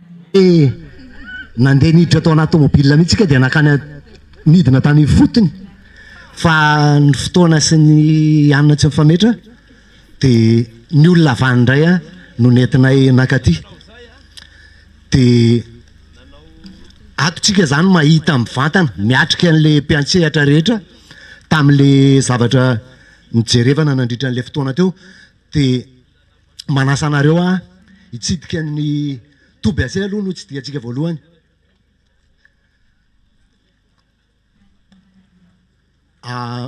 Omeko an'zareo a ny fanolorana ny tenany sy ny fitantaran'ny asany na izany na zany raha misy fanontaniana manitikitika na fanampina fanazavana tytsika angatahana dia ry zareo no manao an'ilay izy tany anivon'ny fiarahamonina tany. Omeko andry zareo avy hatrany ny fandraisana fitenenana. Mandroso tompoko.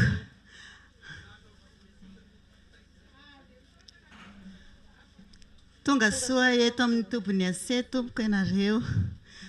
Faly miarapa anareo izay miravavy dia faly mandray anareo ihany koa.